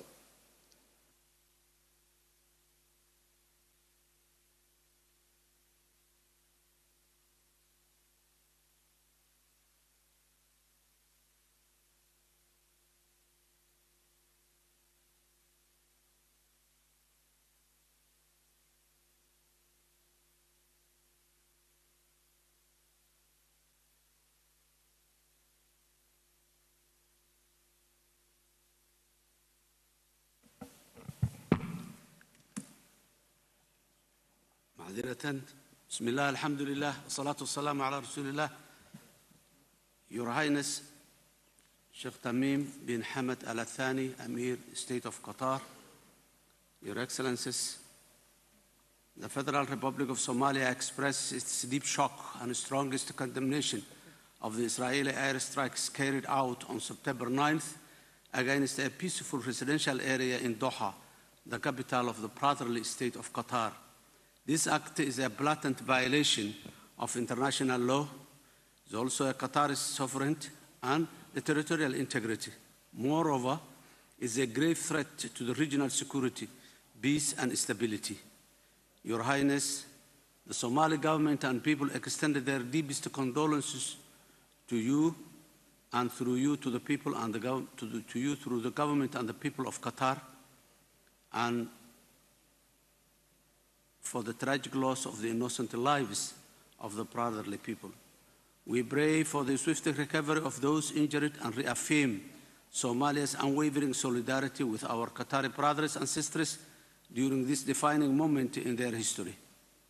All and any unlawful aggression not only disregards human life, but also contravenes the fundamental principles of international law, particularly the United Nations Charter, which prohibits the use of force against the territorial integrity, political independence of sovereign states. Somalia stands firmly with Qatar in its right to defend its sovereignty and security. We call upon all international community, most urgently the United Nations Security Council, to fulfill its mandate in upholding international peace and security. Silence or inaction in the face of such aggression would set a dangerous precedent and erode the already weakening rule-based international order.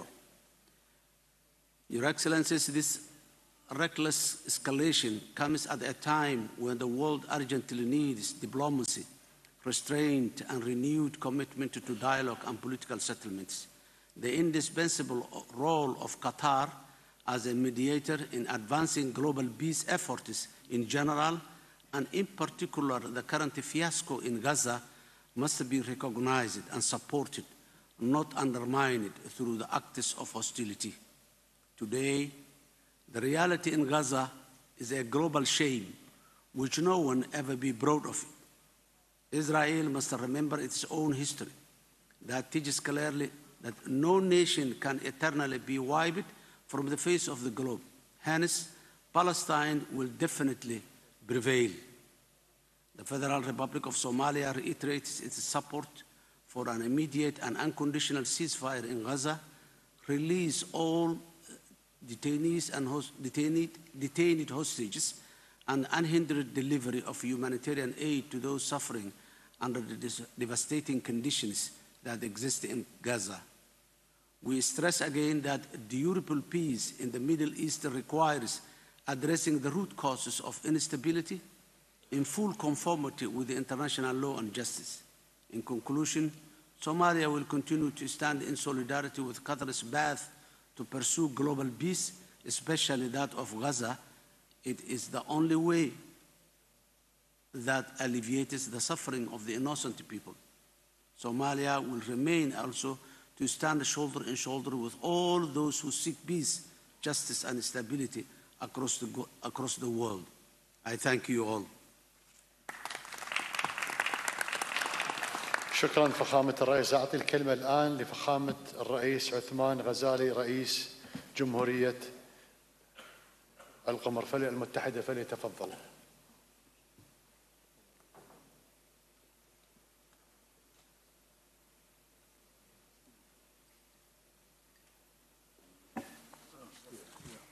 شكرا جزيلا. صاحب السمو الشيخ تميم بن حمد آل الثاني أمير دولة قطر الشقيقة، أصحاب الجلالة والسمو والفخامة، معالي الأمين العام لمنظمة التعاون الإسلامي، معالي الأمين العام لجامعة الوطن العربية، السيدات والسادات الحضور الكريم، السلام عليكم ورحمة الله وبركاته. في البداية اسمحوا لي أن أعبر عن خالص الشكر وجزيل التقدير لصاحب السمو الشيخ تميم ابن حمد آل الثاني أمير دولة الشقيقة على رعايته الكريمة وحسن الاستقبال وكرم الضياف، كما أعبر عن تقديري وامتناني لحكومة دولة قطر لشعبها الشقيق، وهو ما يجسد عمق العلاقات الأخوية بين شعوبنا. كما أشيد بالجهود المتواصلة التي تبذل من قبل جامعة الدول العربية منظمة التعاون الإسلامية في نصرة قضايا الأمة. أيها الإخوة والأخوات، نلتلم يوم في أمن جلل، فقد استفادت ضربة إسرائيلية مدينة اللوحة في 9 سبتمبر الجار أودت بحياة أبرياء، وإننا في جمهورية القوم المتحدة ندين بأشد عبارات هذا الانتهاك العاثم الذي يشكل انتهاكا صارخا لسيادة دولة قطر وحرقا فاضحا للقانون الدولي وميثاق الأمم المتحدة. إن هذا العدوان لا يمس قطرا وحدها، بل يستهدف أمننا الجمعية العربية والإسلامية، وأي مساس بأمن قطر هو مساس مباشر بأمننا القومي المشترك. أيها السادة الكريم، إن سيادة دولنا خط أحمر غير قابل للمساواة، وما جرى في الضوحة هو محاولة واضحة لإنضاف الدور النبيل الذي تطلع به دولة قطر إلى جانب مصر وعدد من الشركاء في جهود الوساطات من أجل فلسطين. ومن هنا نؤكد دعمنا الكامل لدولة قطر، ونعتبر حماية الوسطاء شرطا أساسيا لنجاح أي عملية سلام. كما نؤكد في هذا السياق موقفنا الثابت في دعم الشعب الفلسطيني الشقيق وحقه المشروع في إقامة دولته المستقلة وعاصمته القدس الشرقية وقف قرارات الشرعية الدولية وبدأ حل دولتين، ونرفض بشدة سياسة التوجيه والتهجير والجرائم التي يتعرض لها الشعب الفلسطيني، وندعو المجتمع العاجل لوقف هذه الإبادة الجماعية. ونثمن عاليا للجهود التي تبذل من قبل دولة قطر وجمهورية مصر العربية لوقف إطلاق النار. كما نؤيد نتائج المؤتمر الدول في الأمم المتحدة برئاسة مشتركة بين المملكة العربية السعودية والجمهورية الفرنسية، ونعتبر توصية الجمعية العامة للأمم المتحدة بأغلبية ساحقا لصالح إقامة الدولة الفلسطينية خطوة مهمة نحو تحقيق العدالة وترسيخ استقرار. واسم جمهورية الأمم المتحدة نعلن وقوفنا الكامل إلى جانب دولة قطر الشقيقة وتمسكنا بسيادة دولنا كأساء أمننا الجامعين، وعزمنا على العمل من أجل سلام عادل والدائم في فلسطين، فهو ضمنها الوحيدة لمستقبل آمن ومستقر في منطقتنا بل في العالم بأسره. والسلام عليكم ورحمة الله وبركاته. شكرا. أعطي الآن الكلمة لفخامة الرئيس أحمد الشرع رئيس الجمهورية العربية السورية، فليتفضل. بسم الله الرحمن الرحيم. الحمد لله رب العالمين، والصلاة والسلام على رسول الأمين وعلى آله وصحبه أجمعين، أما بعد. أخي صاحب السمو الشيخ تميم بن حمد آل ثاني أمير دولة قطر، أصحاب الجلالة والفخامة والسمو، السلام عليكم ورحمة الله وبركاته. سأسعى لاختصار الوقت. إنه لمن نوادر التاريخ أن يقتل المفاوض، ومن سابقة الأفعال أن يستهدف الوسيط، وفي السياق ذاته لا يزال العدوان الإسرائيلي على غزة مستمر ويمارس اعتداءاته على سوريا منذ 9 أشهر. السادة الكرام، إنه ما اجتمعت أمة ولمت شملها إلا وقد تعاظمت قوتها، وما تفرقت أمة إلا وقد ضعفت. يقول الشاعر: متى تجمع القلب الذكي وصارما وأنفا حميا تجتنبك المظالم.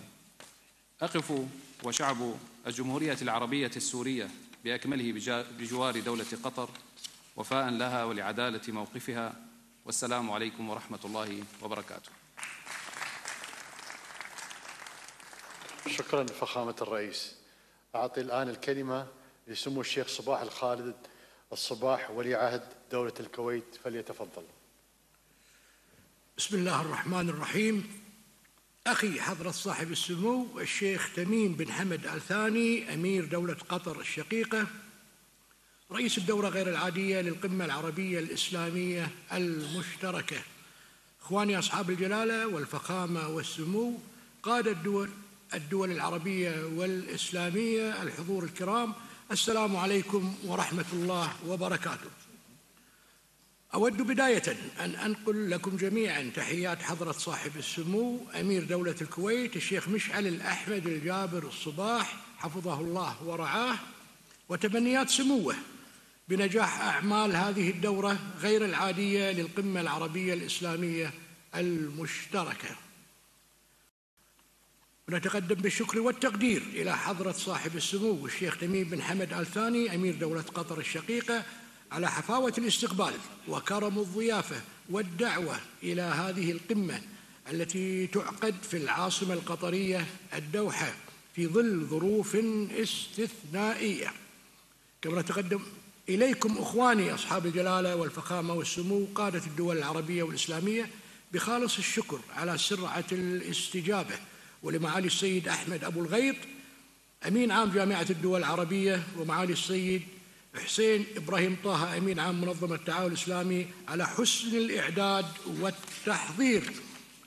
إخواني أصحاب الجلالة والفخامة والسمو، تأتي قمتنا اليوم لتجدد إدانتنا للعدوان الغاشم الذي قامت به قوات الاحتلال الإسرائيلي في 9 سبتمبر الجاري على دولة قطر الشقيقة وسيادتها، وللتأكيد على أن أمن دولة قطر ركيزة أساسية من ركائز أمن أمتينا العربية والإسلامية، وأنها جزء لا يتجزأ منهما. وفي هذا السياق أعرب عن خالص العزاء لدولة قطر الشقيقة قيادة وحكومة وشعبا لارتقاء ضحايا هذا العدوان الإسرائيلي الغاشم، بما فيهم شهيد الواجب بدر سعد الدوسري طيب الله ثراه. إخواني أصحاب الجلالة والفخامة والسمو، إن إمعان قوات الاحتلال في استباحة سيادة الدول العربية والإسلامية يعد استكمالا لنهجها التصعيدي الذي طالما حذرنا من عواقبه، وتهديدا صريحا للأمن الإقليمي والدولي، وتقويضا مباشرا للجهود الدولية المبذولة لإحلال السلام في المنطقة، واستخفافا جليا بالمنظومة الدولية وبقواعد ومبادئ القانون الدولي والمواثيق ذات الصلة، وانقيادا للمنطقة برمتها إلى حالة من الفوضى. وأدين وبأشد العبارات العدوان الغاشم لقوات الاحتلال الإسرائيلي، فإننا نجدد دعوتنا للمجتمع الدولي ومجلس الأمن للقيام بمسؤولياته وعدم السكوت أو التغاضي عن هذا العدوان المشين، واتخاذ إجراءات جادة وفاعلة من أجل وقف العدوان الممنهج على دول المنطقة ومحاسبة مرتكبيه. إخواني أصحاب الجلالة والفخامة والسمو، لقد تابعنا منذ بداية عدوان قوات الاحتلال الإسرائيلي الأخير على قطاع غزة قبل ما يقارب العامين الجهود الدؤوبة والمخلصة التي تقوم بها دولة قطر الشقيقة من أجل حقن دماء الشعب الفلسطيني الشقيق، واتجاه ما يتعرض له من جرائم حرب وإبادة جماعية وتجويع، والعمل على الوصول إلى اتفاق لوقف إطلاق النار بين جميع الأطراف. وما كان العدوان الإسرائيلي السافر على الدوحة إلا دليلا واضحا على نوايا الاحتلال بنسف أي مساع لتهدئة الأوضاع وتحقيق سلام مستدام في المنطقة. ولا يفوتنا في هذا الصدد الإشادة والتقدير للجهود النبيلة التي تبذلها دولة قطر الشقيقة لدعم الحقوق الفلسطينية المبنية على قرارات الشرعية الدولية ومبادرة السلام العربية، وصولا إلى إقامة الدولة الفلسطينية المستقلة ذات السيادة على حدود 4 يونيو 1967 وعاصمتها القدس الشرقية، وما يحقق الأمن والاستقرار في المنطقة. ختاما، نجدد التأكيد على دعمنا التام لما تتخذه دولة قطر الشقيقة من إجراءات للحفاظ على أمنها واستقرارها وسيادتها وسلامة مواطنيها والمقيمين على أرضها. كما نشدد على ضرورة تضافر الجهود الإقليمية والدولية لوقف ما تشهده المنطقة من تصعيد ورفض أي ممارسات تفضي إلى إشعال نزعة التطرف والكراهية وزعزعة الأمن والاستقرار في المنطقة. والسلام عليكم ورحمة الله وبركاته. شكرا سمو الشيخ. الآن أعطي الكلمة لفخامة الدكتور رشاد محمد عليمي رئيس المجلس قيادة الرئاسي في الجمهورية اليمنية الشقيقة، فليتفضل.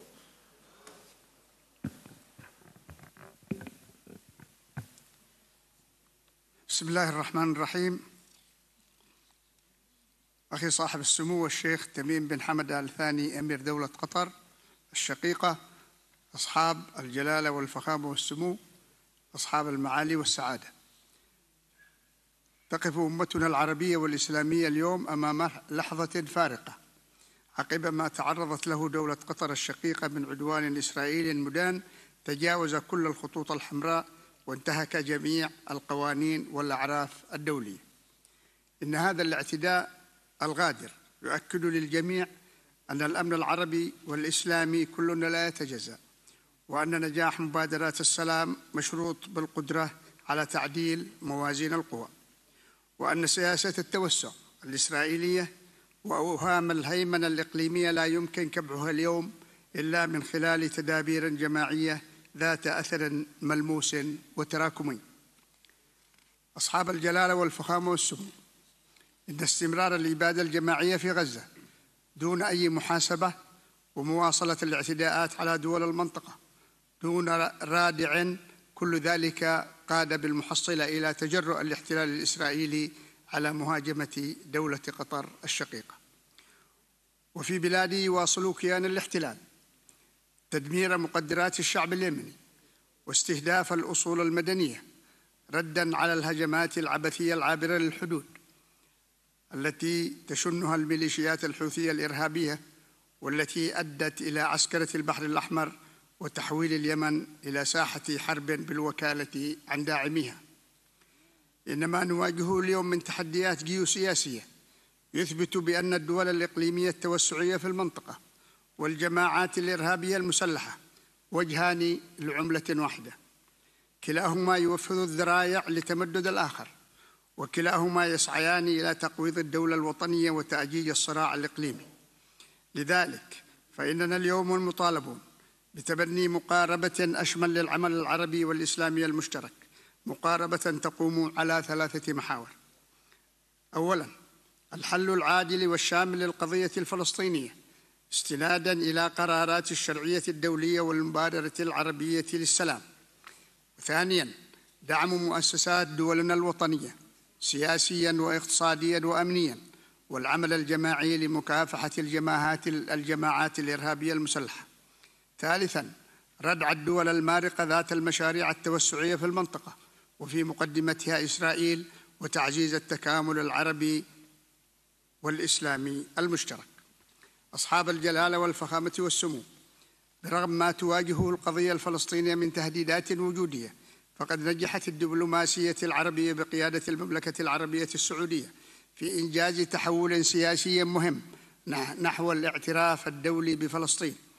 وعلى هذا الصعيد تجدد الجمهورية اليمنية ترحيبها بالقرار التاريخي للجمعية العامة للأمم المتحدة الداعم لحل الدولتين، وما بذله الأشقاء والأصدقاء بقيادة المملكة العربية السعودية والجمهورية الفرنسية. ونتطلع إلى أن يترجم هذا القرار إلى إجراءات مزمنة لا رجعة فيها في المستقبل. وأخيراً، نجدد تضامننا مع إخوتنا دولة قطر وشعبها، ونتمنى كل التوفيق لهذه القمة الاستثنائية في ضيافة دولة قطر الشقيقة، لما فيه وحدة أمتنا وعزة شعوبنا ومنعتها في مواجهة التحديات. والسلام عليكم ورحمة الله وبركاته.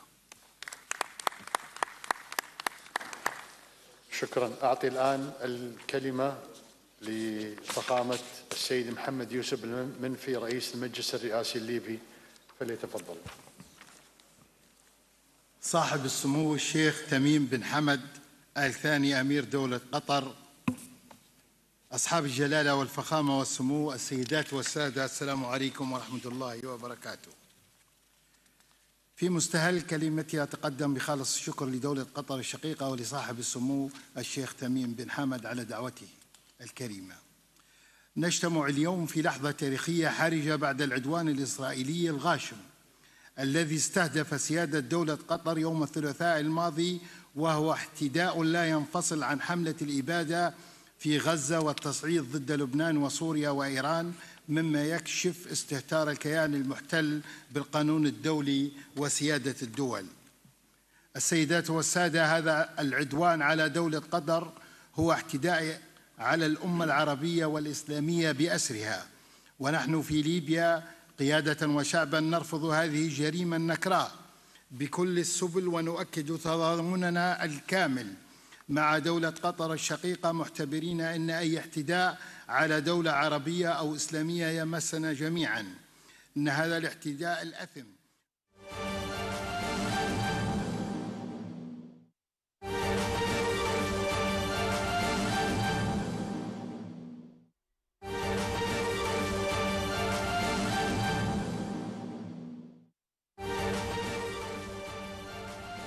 ہنگامی عرب اسلامی سربراہی اجلاس دوحہ کے موقع پر پاکستان کے وزیراعظم اور سعودی عرب کے ولی عہد وزیراعظم محمد بن سلمان بن عبدالعزیز کے درمیان ملاقات ہوئی ہے۔ پاکستان کے وزیراعظم محمد شہباز شریف پاکستانی وفد کی قیادت کر رہے ہیں۔ ملاقات میں سعودی عرب کے ولی عہد محمد بن سلمان بن عبدالعزیز ہنگامی اجلاس سربراہی اجلاس میں دوحہ میں موجود ہیں۔ انتہائی گرم جوش اور پرتپاک ملاقات میں دونوں رہنماؤں نے دوحہ پر اسرائیلی جارحیت کے بعد پیدا ہونے والی صورتحال پر تبادلہ خیال کیا۔ وزیر اعظم نے اسرائیل کی اس کارروائی کی شدید مذمت کی اور اسے مشرق وسطی میں امن کی کوششوں کو پٹری سے اتارنے کے اسرائیل کی جانب سے ایک جانبدارانہ کوشش قرار دیا۔ وزیر اعظم نے اس نازک وقت میں امت کو متحد کرنے میں محمد بن سلمان کی جرأت مندانہ اور دانش مندانہ قیادت کے لیے اپنی گہری اظہار کیا۔ اس سلسلے میں وزیر اعظم نے سعودی ولی عہد کو پاکستان کی مکمل سفارتی حمایت کا بھی یقین دلایا۔ وزیر اعظم محمد شہباز شریف اور سعودی عرب کے ولی عہد شہزادہ محمد بن سلمان بن عبدالعزیز کی دوحہ میں ملاقات ہوئی ہے۔ دو طرفہ تعلقات کے حوالے سے اور خاص طور پر اسرائیلی جارحیت کے بعد پیدا ہونے والی صورتحال کے حوالے سے تبادلہ خیال کیا گیا۔ وزیر اعظم محمد شہباز شریف اور سعودی ولی عہد محمد بن سلمان کے درمیان دوحہ میں ملاقات ہوئی ہے۔ دوحہ میں ہنگامی عرب اسلامی سربراہی اجلاس کے انعقاد اس بات کا اہم پیغام ہے کہ دنیا بھر کے مسلمان اسرائیل کی غیر قانونی اور جارحیت کے خلاف ایک آواز کے ساتھ بول رہے ہیں جو علاقائی امن اور سلامتی کے لیے خطرہ ہے۔ وزیر اعظم محمد شہباز شریف اور سعودی عرب کے ولی عہد شہزادہ محمد بن سلمان بن عبدالعزیز کے درمیان ملاقات ہوئی ہے دوحہ میں۔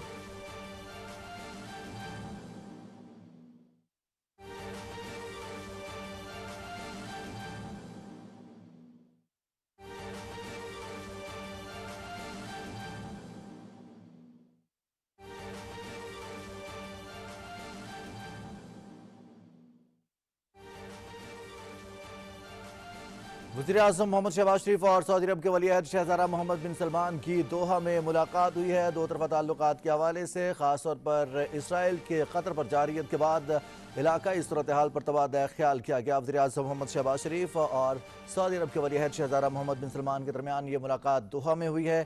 پاکستان سعودی عرب تعلقات کے حوالے سے بات ہوئی ہے۔ دوحہ میں ہنگامی عرب اسلامی سربراہی اجلاس کے انعقاد کے حوالے سے تبادلہ خیال کیا گیا ہے۔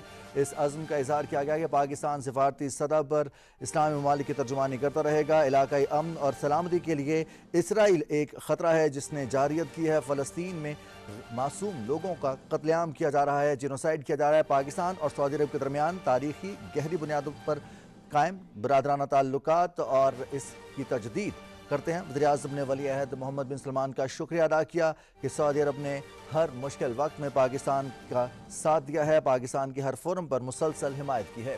وزیر اعظم محمد شہباز شریف اور سعودی ولی عہد محمد بن سلمان کے درمیان دوحہ میں ملاقات ہوئی ہے۔ انتہائی گرم جوش ملاقات دوستانہ ملاقات کے دوران دونوں رہنماؤں نے دوحہ پر اسرائیلی جارحیت کے بعد پیدا ہونے والی صورتحال پر تبادلہ خیال بھی کیا ہے۔ وزیر اعظم محمد شہباز شریف اور سعودی ولی عہد محمد بن سلمان کے درمیان دوحہ میں ملاقات ہوئی ہے۔ پاکستان سعودی عرب گہرے برادرانہ تاریخی تعلقات کی عکاس سے ملاقات۔ وزیر اعظم محمد شہباز شریف قطر میں موجود ہیں جہاں پر अरब इस्लामी हंगामी सरबराही इजलास में पाकिस्तानी वफ्द की क़यादत कर रहे हैं। इस मौके पर वज़ीर आज़म मोहम्मद शहबाज शरीफ की सऊदी वली अहद शहज़ादा मोहम्मद बिन सलमान से मुलाकात हुई है, जिसमें पाकिस्तान सऊदी अरब ताल्लुकात, इलाकाई सूरत हाल, इसराइल की जारहियत, ख़ास तौर पर दोहा पर बमबारी के बाद पैदा होने वाली सूरत हाल पर गुफ्तगू की गई है।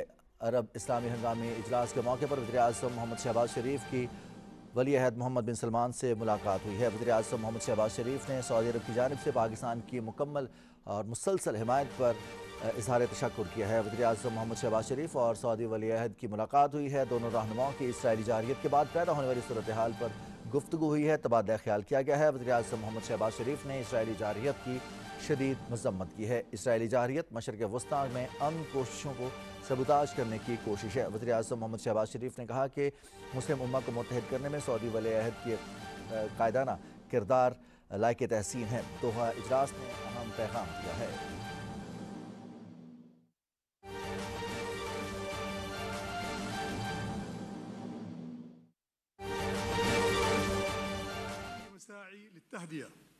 كما أنه يمثل استمرار نهج الاستهتار بالقانون الدولي وتكريسا لواقع يقوم على فرض منهج القوة ومنهج الغاب.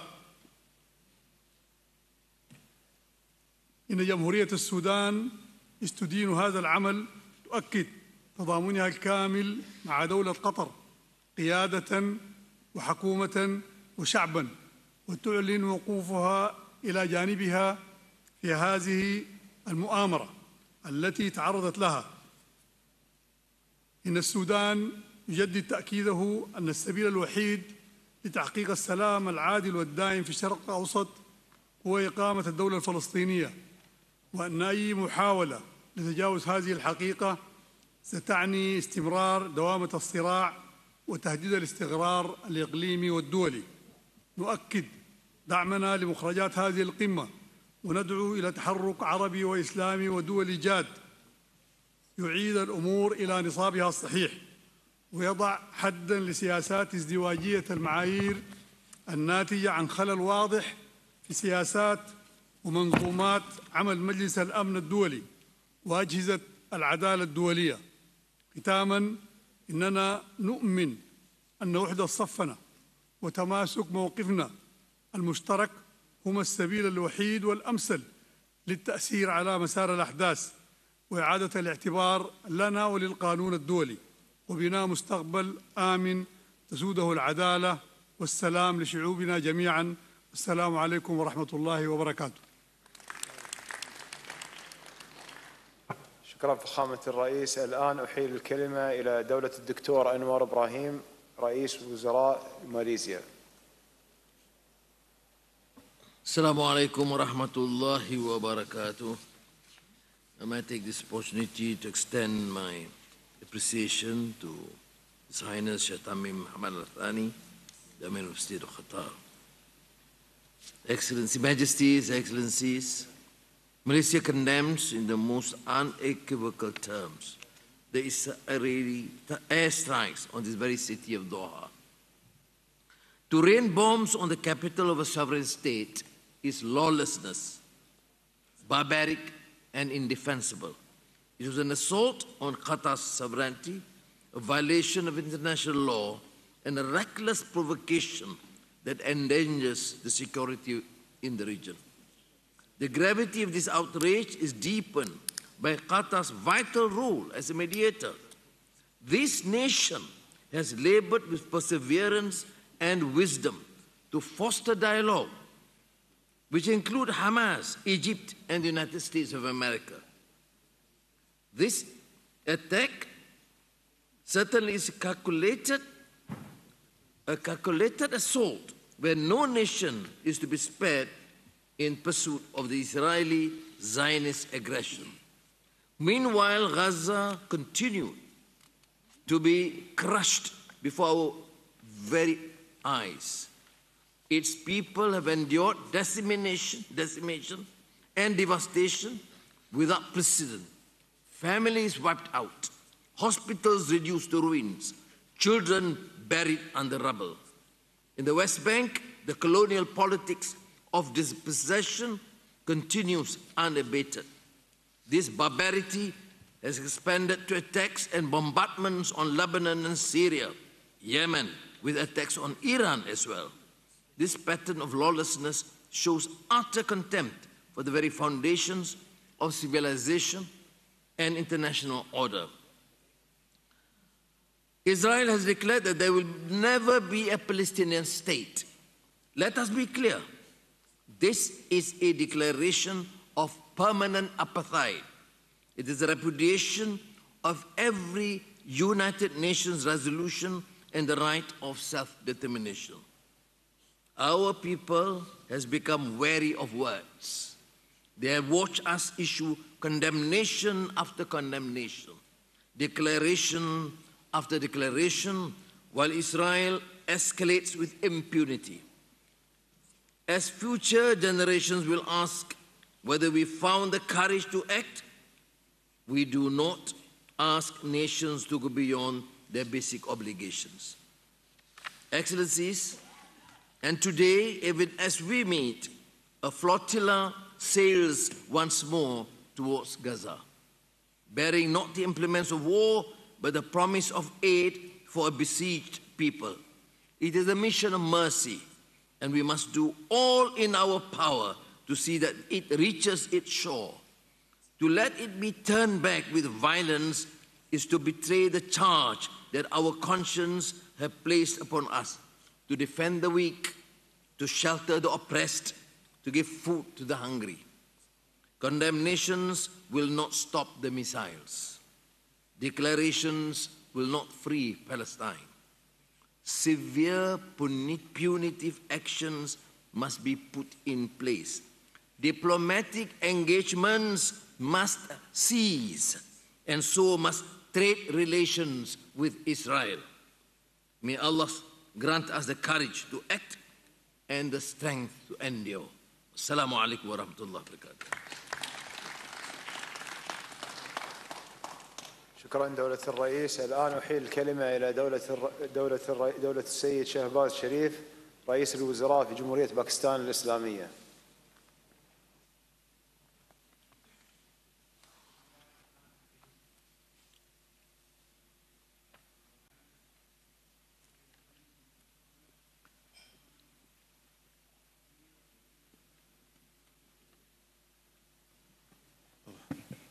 Bismillah ar-Rahman ar-Rahim. Your Highness Sheikh Tamim bin Hamad Al Thani, Amir of the State of Qatar, Your Majesties, Heads of States, Highnesses, Excellencies, distinguished delegates, brothers and sisters, Assalamu alaikum. We gather today on a very somber and sorrowful occasion when the brotherly Islamic State of Qatar was treacherously targeted by an aggressor who violates international law without fear of any consequence. Pakistan strongly condemns Israel's reckless and provocative attack on Doha on September 9 that was clearly aimed at sabotaging peace efforts in the Middle East. This was a flagrant violation of the sovereignty and territorial integrity of the State of Qatar. We express our all-out support and solidarity with our Qatari brothers and sisters. Your Highnesses and Excellencies, Israel's assault against Qatar is not an isolated incident. It is yet another manifestation of its declared hegemonic ambitions. My dear brothers and sisters, even in wartime, the role of peace mediators is always deemed inviolable and held sacrosanct. They are the messengers of fragile hope, hope of keeping dialogue alive to advance prospects of peace.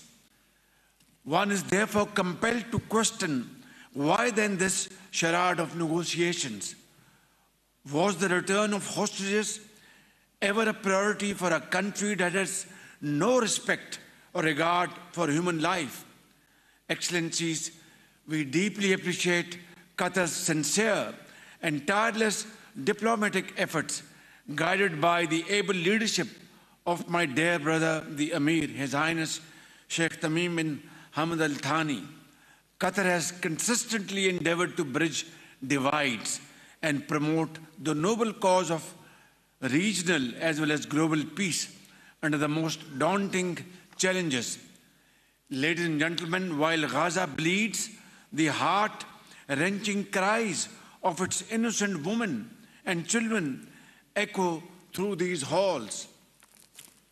We can hear the frail voice of the 10-year-old boy Amir, who walked 12 kilometers barefooted for a few morsels of bread, only to be gunned down by Israeli soldiers along with 64,000 of his fellow countrymen. Israel's genocidal campaign has reduced Gaza to rubble and ruin. The world shall always bear the scars of this unending carnage etched on the very soul of humanity. Injustice has reached an unbearable level. This must stop, and stop now. Excellencies, Pakistan reiterates the following urgent and essential steps. Israel must be held accountable for its war crimes against humanity. Creation of an Arab Islamic task force to adopt effective measures to ward off Israeli expansionist designs. We reiterate the OIC's call to suspend Israel's membership of the United Nations. Fourth, member states should actively consider implementing other appropriate measures against Israel. The UN Security Council must urgently demand from Israel under Chapter 7 of the UN Charter an immediate, unconditional and permanent ceasefire, release of hostages and exchange of Palestinian prisoners. Sixth, guaranteed, sustained and secure humanitarian access to all civilians in need and the protection of aid workers, medical teams, journalists and UN personnel.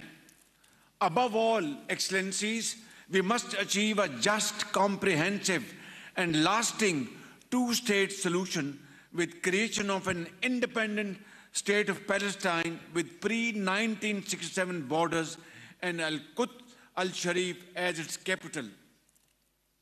Majesties, Highnesses, Excellencies, today in this historic gathering, we have affirmed solidarity in our intentions, in our thoughts, and in our words.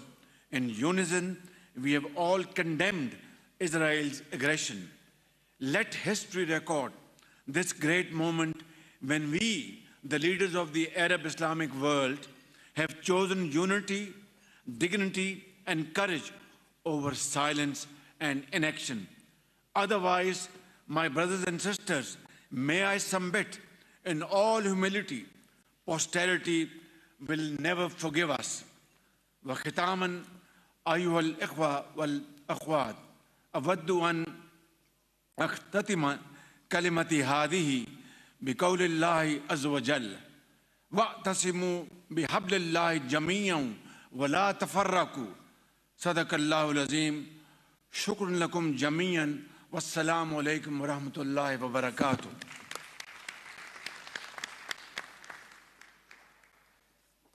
شكرا دولة الرئيس. الآن أحيل الكلمة إلى معالي السيد يرلان كوشانوف رئيس البرلمان لجمهورية كازاخستان.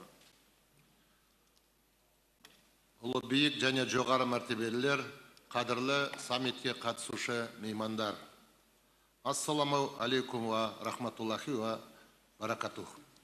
Ең алдымен Қазақстан Республикасының президенті Қасым-Жомарт Кемелұлы Тоқаевтың Қатар мемлекетінің әмірі шейх Тамим бен Хамад Аль Таниге және саммитке қатысушыларға жолдаған ыстық ықыласы мен ізгі ниетін жеткізуге рұқсат етіңіздер. Бірлігіміз бен халықаралық құқық қағидаттарының орындалуы сынға түскен кезеңде осы саммитті жоғары деңгейде ұйымдастырған және бізді шынайы көңілмен қарсы алып отырған Катар үкіметіне шынайы алғысымызды білдіреміз. Өкінішке қарай, бүгінгі кезектен тыс өтіп жатқан алқалы жиын халықаралық ахуалдың күрт нашарлауымен байланысты.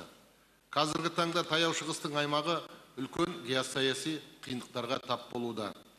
Қазақстан Израильдің Катар мемлекет аумағындағы әскери іс-әрекетін қатаң айыптайды. Бұл ұстанымды президентіміз Қасым-Жомарт Кемелұлы Тоқаев алғаш болып мәлімдеп, Катар мемлекетіне табанды қолдауын білдірді. Жасалған шабуыл қандай мақсатты көздесе де, мұндай әрекеттерге жол берілмеуі тиіс. Бұл Катар мемлекетінің егемендік құқығын бұзады және халықаралық құқық қағидаттарына қайшы келеді. Осындай шабуыл мемлекеттің қауіпсіздігіне ғана емес, халықаралық тәртіптің негізін басшылыққа алатын мемлекеттердің теңдігі мен егемендігіне де нұқсан келтіреді. Катар Қазақстанға бауырлас мемлекет және таяу шығыстағы жалпы араб әлеміндегі басты серіктесінің бірі.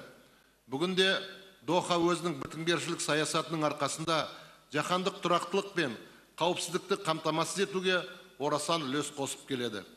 Халықаралық аренада өзара сенім мен диалогты, бейбітшілікті нығайтуда маңызды рөл атқарып жатыр. Катар мемлекетінің игі бастамалары мен күш-жігері халықаралық қауымдастықтың жоғары бағасына ие болып, кеңінен мойындалуда. Халықаралық қақтығыстар мен жандалдарды реттеу мәселесі бойынша Қазақстанның ұстанымы айқын. Кез келген дағдарыс Біріккен ұлттар ұйымының жарғысы мен халықаралық құқық нормалары негізінде бейбіт диалог арқылы шешілуге тиіс. Бұл қақтығыстарды шешуде осы қағидаларды толыққанды қолдануға, олардың мызғымастығын қамтамасыз етуге шақырамыз. Әскери күш қолдану мен зорлық-зомбылықтың жаңа толқынын туғызады. Бейкүнә жандардың қазасына келеді. Осы сәтте Газада болып жатқан қайғылы оқиғаларды елемей кете алмаймыз. Қақтығыс салдарынан бейбіт халық зардап шегіп жатыр. Біз әуел бастан Газа секторындағы әскери қимылдарды дереу тоқтатуға және оның тұрғындарына гуманитарлық көмек көрсетуге тұрақты түрде шақырып келеміз. Өз кезегінде Қазақстан Газаға қаржылай және материалдық көмек көрсетті.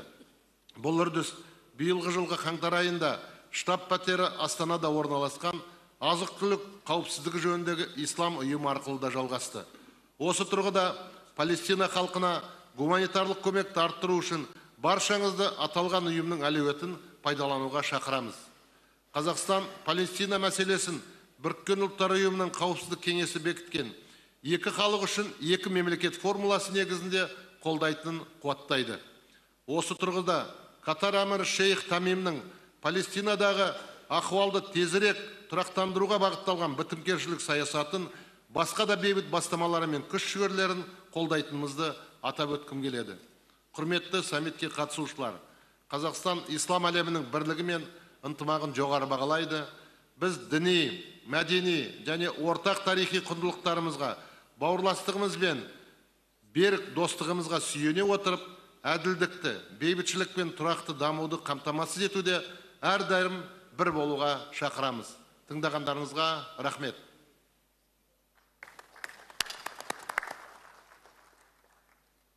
شكرا سيد رئيس البرلمان. الآن أعطي الكلمة إلى صاحب السمو السيد شهاب بن طارق بن تيمور آل سعيد نائب رئيس الوزراء لشؤون الدفاع لسلطنة عمان الشقيقة. فليتفضل. شكرا. بسم الله الرحمن الرحيم. الحمد لله رب العالمين والصلاة والسلام على أشرف المرسلين سيدنا محمد وعلى آله وصحبه أجمعين. صاحب السمو الشيخ تميم بن حمد آل ثاني أمير دولة قطر رئيس القمة، أصحاب الجلالة والفخامة والسمو، أعضاء الوفود الكرام، السلام عليكم ورحمة الله تعالى وبركاته. أتشرف بداية أن أنقل تحيات حضرة صاحب الجلالة السلطان هيثم بن طارق المعظم سلطان عمان حفظه الله ورعاه، وتقديره العميق لجهود دولة قطر الشقيقة في استضافة هذه القمة الاستثنائية في لحظة بالغة الخطورة من تاريخ العالم. أصحاب الجلالة والفخامة والسمو، الحضور الكريم، لقد جاء الهجوم الغادر الذي تعرضت له دولة قطر الشقيقة ليكشف بوضوح خطورة المرحلة التي نمر بها واتساع دائرة الحرب التي تشنها إسرائيل في منطقتنا غير عابئة بالقانون الدولي أو بالشرع أو this act of belligerence, reiterate their total support and solidarity with Qatar leadership and people, reiterating that the security of Qatar is the security of the Gulf and the entire Arab and Muslim nation. We should not pause at mere words of condemnation, yet move ahead to take tangible, firm, conclusive measures within the regional and global venues, including the Security Council and UN General Assembly, and to employ the international law to bring Israel to justice for the crimes and violations perpetrated by them, and to act together to block this course of action which undermines the regional and global peace and security. If not, Israel will be encouraged to continue with their demeanor under total impunity.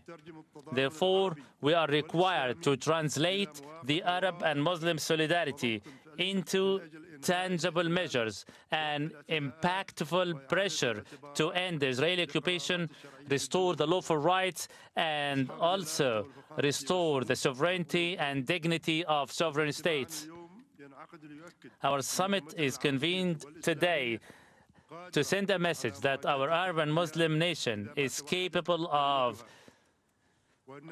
surmounting all obstacles if united, simply for the reason that unity is the only solution for a prosperous future to our peoples and a linchpin to safeguarding our security and stability.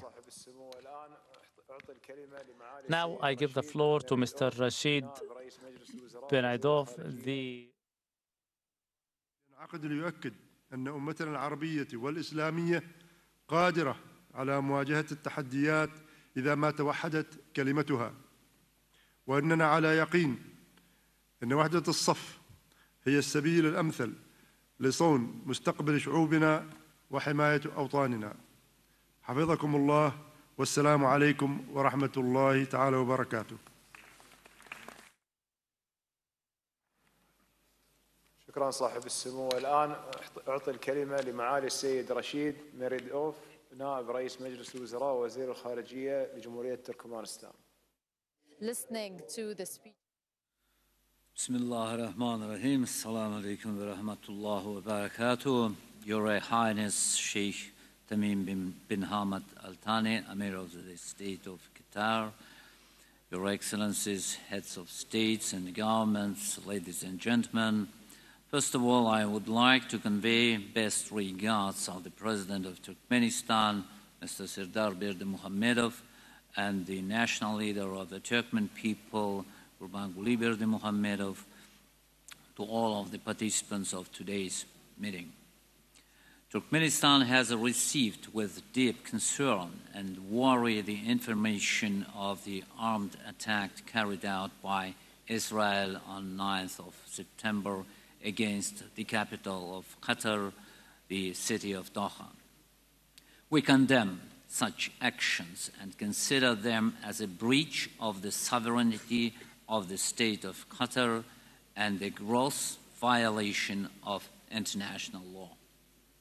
Turkmenistan expresses its sincere condolences to the families of those who lost their lives. The use of force as a means of resolving any international issues is absolutely unacceptable and runs counter to the norms and principles of the United Nations Charter.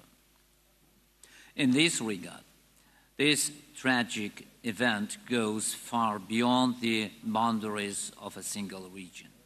It has struck at the very idea of the peaceful coexistence of states and peoples, which lies at the foundation of the entire modern system of international relations.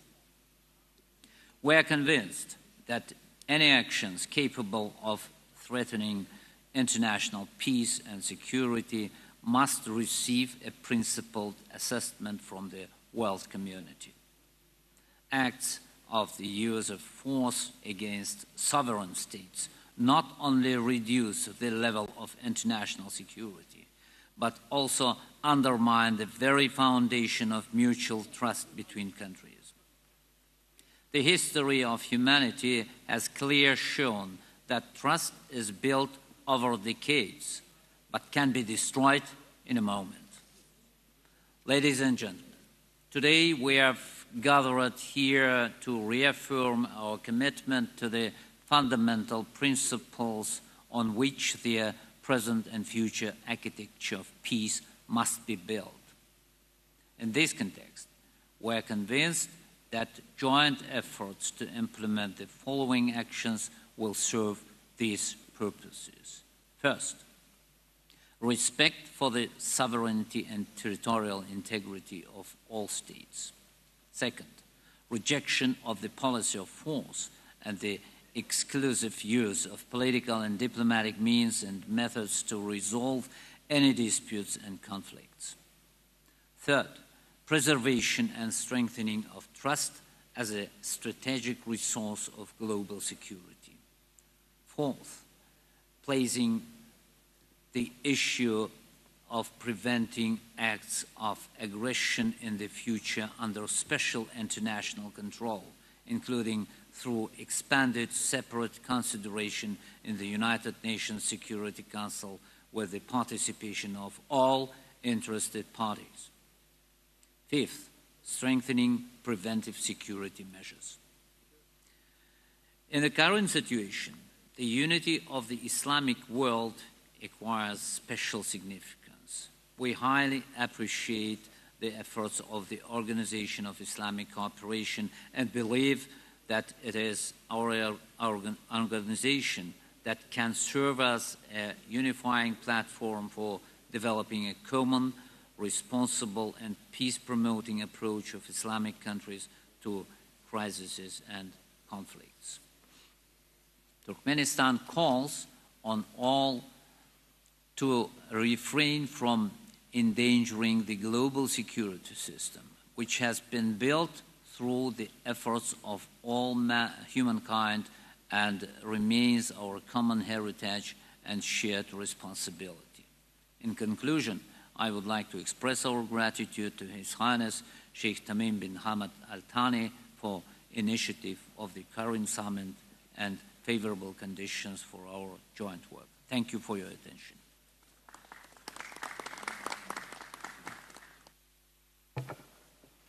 شكرا عليك. الآن أعطي الكلمة إلى معالي السيد جيهون بيراموف وزير خارجية جمهورية أذربيجان.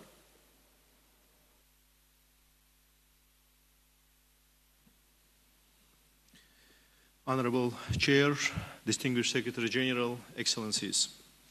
At the outset, let me extend our gratitude to the General Secretariat of the Organization of Islamic Cooperation for organizing this emergency summit at the request of the State of Qatar.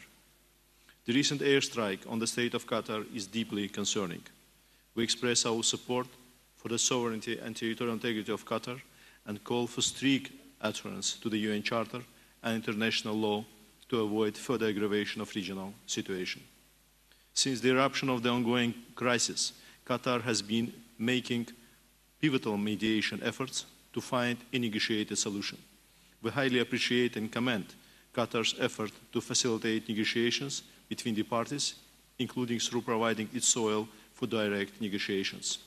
In this context, we are concerned that the latest developments risk disruption of the negotiation process at the expense of prolonging the crisis in Gaza.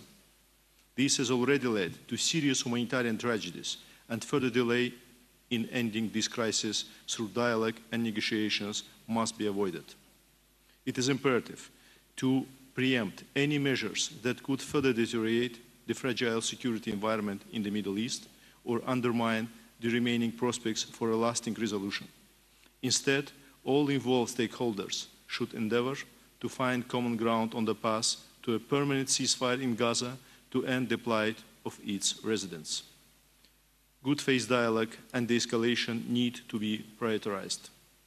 Excellencies, the severe humanitarian disaster in Gaza and across Palestine demands immediate response. Alongside peace-building efforts, consistent and secure humanitarian access is essential to alleviating the suffering of the Palestinian people in Gaza and addressing the deepening humanitarian crisis. As a committed member of the OSCE and its designated chair for the year 2026, Azerbaijan remains firm in its solidarity with the people of Palestine. While reiterating the urgent need for permanent ceasefire, Azerbaijan consistently advocates for the settlement of the conflict on the basis of the two-state principle, recognizing Al-Quds al-Sharif as the capital of Palestine in line with international law and relevant UN and OSCE resolutions. This also includes the recognition of the Gaza Strip as an integral part of the state of Palestine and unconditional respect for the fundamental right of Palestinians, including Gaza residents, to life in safety and dignity in their homeland. Any formula envisaging violation of this fundamental human right of residents of Gaza is not acceptable. Since the latest escalation began in 2023, Azerbaijan redoubled its humanitarian assistance efforts and has contributed more than $2 million to UNRWA to help address the pressing humanitarian needs of Palestinians, while also backing reconstruction efforts under the assistance plan initiated by Egypt. Beyond financial aid, Azerbaijan continues to support the Palestinian people in educational healthcare. In this context, Azerbaijan provided scholarships to Palestinian students and continues its effort, notwithstanding the impediments stemming from ongoing situation in Gaza. Furthermore, Azerbaijan pledged to build a school in Nablus for 600 students. Azerbaijan remains committed to contributing to efforts that promote a just and lasting resolution of the Israeli-Palestinian conflict. I thank you.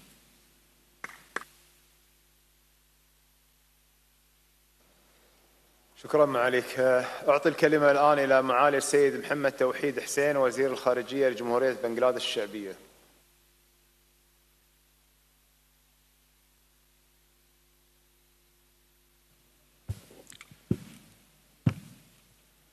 Your Highness Sheikh Tamim bin Hamad Al Thani, Honorable Amir of Qatar, Majesties, Highnesses, Excellencies, ladies and gentlemen. Let me begin by expressing on behalf of the people and the government of Bangladesh our deepest solidarity with the brotherly state of Qatar and its resilient people. We condemn in the strongest possible terms the unprovoked and unjustifiable Israeli attack on the sovereign territory of Qatar. This attack is not merely an assault on Qatar. It's an affront to the dignity of the entire Muslim Ummah, a brazen violation of international law, and a dangerous threat to regional and global peace and security. Bangladesh views this aggression as part of a disturbing pattern of reckless adventurism by Israel, which continues to disregard the UN Charter, international humanitarian law, and repeated resolutions of the United Nations. The attack on Qatar is not an isolated incident. It's a continuation of the complete disregard of Israel of international law, of decades of occupation, illegal settlement expansion, targeted assassinations, and indiscriminate bombings that have claimed the lives of countless innocent civilians in Palestine and elsewhere. Today, the Islamic world must send a clear, united, and unambiguous message. Enough is enough. Aggression against one of us is aggression against all of us. We must collectively hold Israel accountable for the naked act of aggression and demand an immediate cessation of such illegal activities. Bangladesh calls for a coordinated diplomatic, political, and if necessary, economic measures by all OIC member states to deter further Israeli provocations. This is a moment of truth for the Muslim Ummah. If we remain divided, we embolden those who seek to undermine our sovereignty and trample upon the rights of our peoples. If we stand united, we can compel the aggressor to respect international norms and ensure justice for the victims.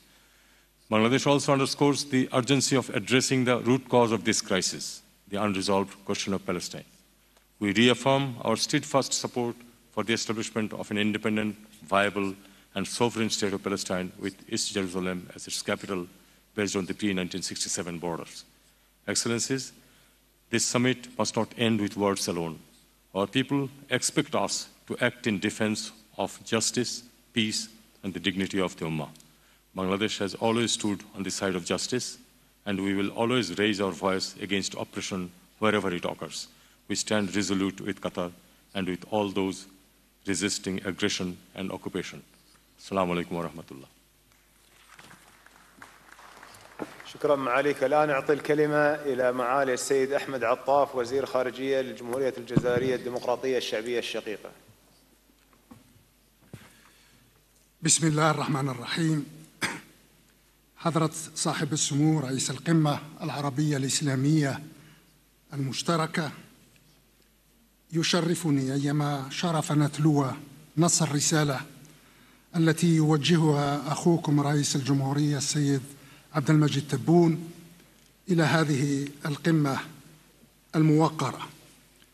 بداية نص الرسالة الرئاسية: لم يعد من قبيل التطرف أو المغالاة الجزم أن أمننا الجماعي كل لا يقبل التجزئة أو التقسيم أو التفتيت، وما تعرضت له دولة قطر الشقيقة من عدوان إسرائيلي سافر هو اعتداء على الأمة العربية والإسلامية بأكملها، اعتداء على أمنها واستقرارها، واعتداء على حرمتها وحقوقها، واعتداء على كل القيم والمبادئ التي تؤمن بها وتؤمن بها الإنسانية جمعاء.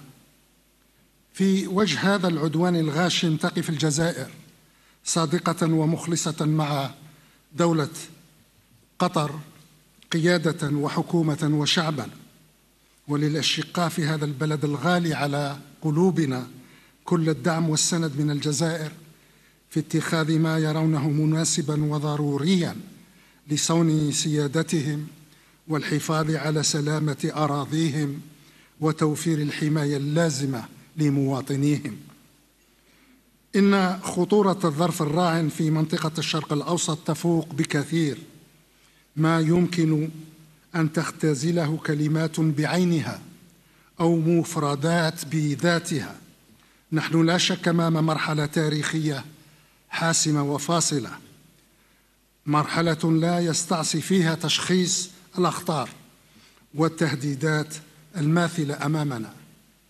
لقد بات جليا للجميع أن الاحتلال الإسرائيلي لا يرى أي حدود لهيمنته وتسلطه وتجبره، كما أنه لا يرى أي سقف لانتهاكاته الممنهجة للقانون الدولي والميثاق الأممي، بل وحتى لأبسط قواعد التعايش المتمدن والمتحضر. ولقد بات جليا للجميع أن الاحتلال الإسرائيلي لا يتصور أمنه إلا على حساب أمن غيره، ولا يستوعب استقراره إلا في تصدع استقرار غيره، ولا يرى سبيلا لتحقيق سكينته إلا عبر إدخال المنطقة برمتها في دوامة لا متناهية من العنف والخراب والدمار. ولقد بات جليا للجميع كذلك أن الاحتلال الإسرائيلي بسياساته العدوانية وممارساته الإجرامية أضحى يشكل أكبر خطر على السلم والأمن إقليميا ودوليا. كيف لا وموازاة مع إبادته المتواصلة للشعب الفلسطيني في غزة، لم يتردد هذا الاحتلال منذ بداية عامنا هذا في الاعتداء والتجني على 5 دول في المنطقة: لبنان، سوريا، اليمن، إيران، والآن قطر. كيف لا وهو الذي كلما لاح أفق إنهاء عدوانه على غزة إلا وكان رده بالتصعيد والمغالاة وفتح الجبهة تلو الجبهة. كيف لا وهو الذي يهدد بإعادة رسم جميع الحدود في المنطقة بعد إحياء خرافة إسرائيل الكبرى. منذ يومين التأم مجلس الأمن بطلب من الجزائر وبمساندة عدد معتبر من الدول الشقيقة والصديقة لمناقشة العدوان الإسرائيلي على هذا البلد الشقيق. وهو الاجتماع الذي شهد تضامنا لافتا وتعاطفا فائقا مع دولة قطر من قبل جميع الدول الأعضاء. فالمجتمع الدولي لم يعد خافت الصوت ولا ضعيف العزيمة ولا متحفظا في الرد على الاحتلال الإسرائيلي، بل صار في غالبيته العظمى متيقنا من أنه لا مناص من الردع والعقاب لمن يحسب نفسه استثناء من كافة القواعد والأحكام والضوابط التي يتقيد بها غيره. فلتكن قراراتنا متوافقة مع هذا السياق، ولندفع صفا واحدا وموحدا نحو ترجمة الوعي الدولي المتزايد إلى إجراءات حازمة للجم غطرسة المحتل وإنصاف دول وشعوب المنطقة والتسريع بمعالجة لب وجوهر الصراع برمته. انتهى نص الرسالة الرئاسية، وشكرا لكم جميعا. شكرا معاليك. الآن أعطي الكلمة إلى معالي السيد زينبك كولابييف وزير الخارجية الجمهورية القرغيزية. Your Highness Sheikh Tamim bin Hamad Al Thani, Amir of the State of Qatar, Honorable Heads of States and Governments, distinguished Heads of Delegation, Assalamu alaikum wa rahmatullahi wa barakatuh. First of all, on behalf of the President of Kyrgyz Republic, His Excellency Mr. Sadir Japarov, allow me to warmly greet all participants to today's extraordinary Arab Islamic Summit and to wish us all successful and a fruitful work. Distinguished heads of delegation, today we are gathered in the city of Doha during a difficult time for our Ummah. We all know the reason for this meeting. The actions of the State of Israel, which go against the world order that openly violate the principles of international law, including the actions directed against the State of Qatar, have caused us serious concern. By violating Qatar's airspace, Israel has carried out actions that break the main rules of international law and the Charter of the United Nations.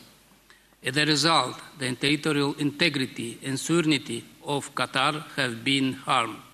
Moreover, this created a serious threat to the safety of Qatari citizens and residents. Therefore, President of Kyrgyz Republic, Sadir Japarov, strongly condemned the missile strike of Doha, the capital of Qatar, and the call for preventing such actions for the future. We also express our sincere condolences to the families of those who lost their lives, and they wish a quick recovery to the injured. We fully support the efforts of the government of Qatar to defend itself. The brotherly state of Qatar is known in the international community as a peace-loving country that has always played the role of mediator. For the past 20 years, Doha has become a center for global peace talks and has continually offered its platform for dialogue.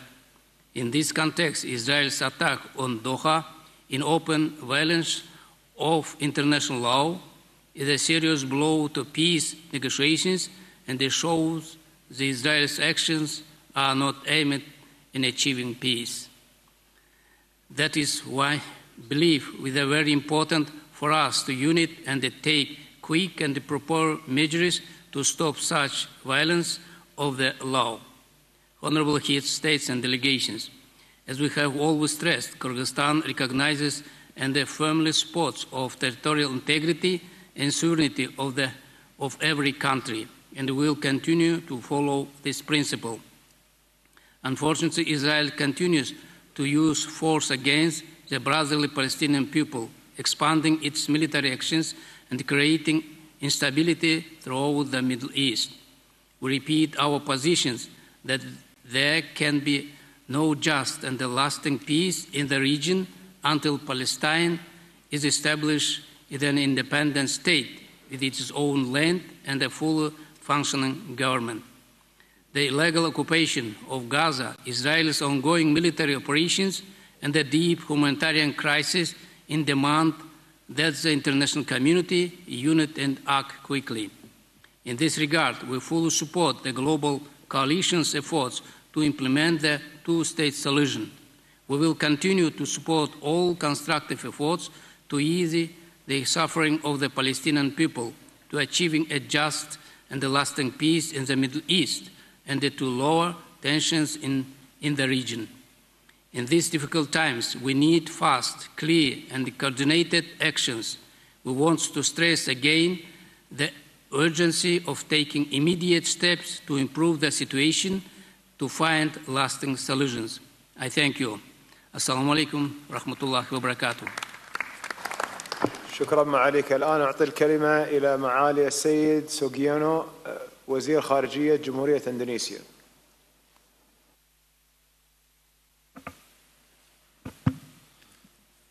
Assalamualaikum warahmatullahi wabarakatuh.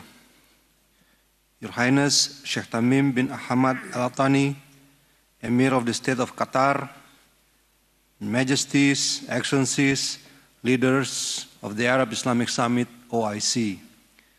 At the outset, I want to express our profound gratitude and appreciation to His Highness Sheikh Tamim bin Hamad Al Thani, the Emir of State of Qatar, for the generous hosting, invitation, and organizing of this excellent conference.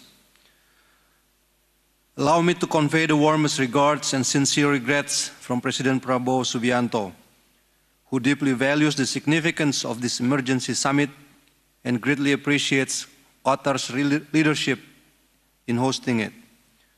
President Prabowo himself traveled to Doha 3 days ago on September 12th to personally meet with His Highness Sheikh Tamim bin Hamad Al Thani, Emir of the State of Qatar. His visit was a clear message of Indonesia's unwavering support for Qatar following the horrific and cowardly attack on Doha by Israel, and reaffirmed Indonesia's enduring commitment to peace in the Middle East. We salute the resilience of Qatar and joining the Qataris in condolences to those who martyred, and joining the prayer for those who wounded, and wish for a speedy recovery. And we stand in solidarity with you in this trying time.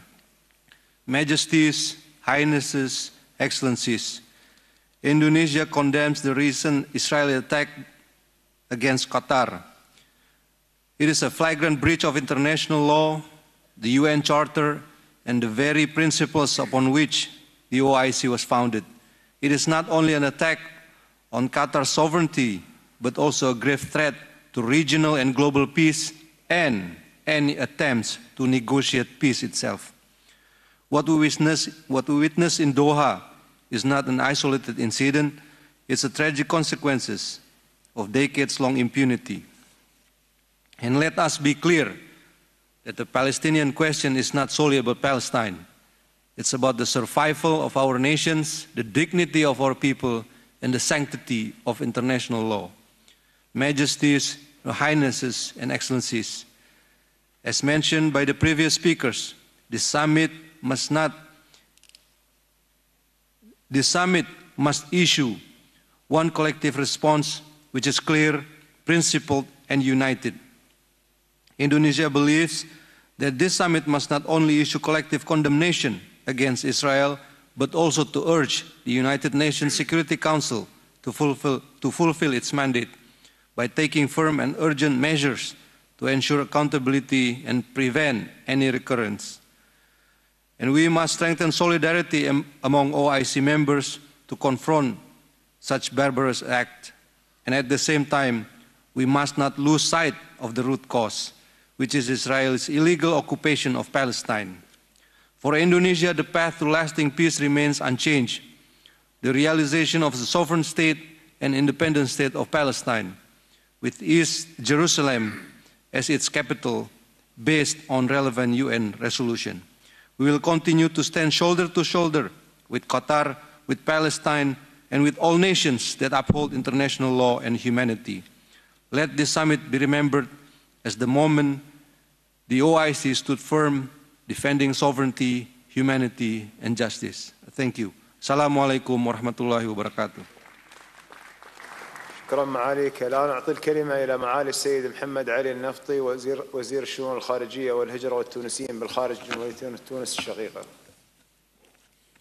شكرا السيد رئيس. بسم الله الرحمن الرحيم، والصلاة والسلام على أشرف المرسلين أصحاب الجلالة والفخامة والسمو والمعالي. يشرفني بداية أن أنقل إلى حضرة صاحب السمو الشيخ تميم بن حمد الثاني أمير دولة قطر الشقيقة، وإلى أصحاب الجلالة والفخامة والسمو أحر تحيات سيادة رئيس الجمهورية الأستاذ قيس سعيد، وصادق تضامنه وتعاطفه مع دولة قطر الشقيقة قيادة وحكومة وشعبا على إثر العدوان الغاشم الذي تعرضت له دولة قطر، وتمنياته بنجاح القمة العربية والإسلامية الطارئة التي تستضيفها العاصمة القطرية الدوحة في هذا الظرف الدقيق، شاكرين للأشقاء في دولة قطر حسن التنظيم وكرم الاستقبال والوفادة. أصحاب المعالي، تنعقد قمتنا الطارئة اليوم في ظرف فارق وشديد الخطورة تشهده المنطقة. كشف بل وثق مرة أخرى وبكل وضوح وعلى مرأى المجتمع الدولي بكل مكوناته حقيقة صلف الكيان الصهيوني وغطرسته التي أكدت أحقية وصفه بالكيان المعادي للسلام والمصدر الرئيس للأزمات ولا عدم الاستقرار في المنطقة. فلم تكفه قرابة سنتين من حرب الإبادة الجماعية وسياسة التجويع ضد الشعب الفلسطيني الشقيق واعتداءاته الوحشية وانتهاكاته المتواصلة لحرمات وسيادة أوطان أشقائنا في لبنان وسوريا وإيران، لتمتد اليد الغادرة للكيان الصهيوني لتطال دولة قطر الشقيق.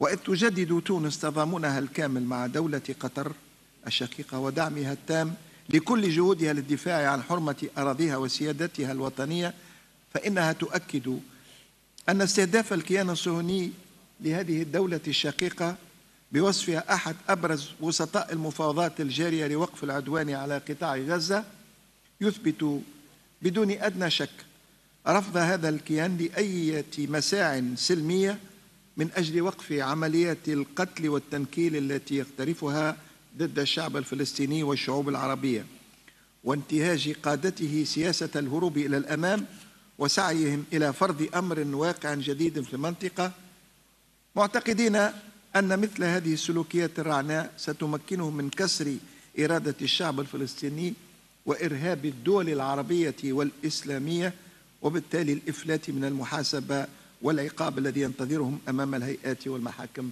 الدولية. لقد بات واضحا على إثر تواصل اعتداءات الكيان الصهيوني على الأراضي العربية والإسلامية استهداف هذا الكيان الصهيوني بما لا يدع مجالا للشك للعمق الأمني العربي والإسلامي الذي لم تعد أي دولة من دول المنطقة بمنأى عن مخاطره وتهديداته وتداعياته.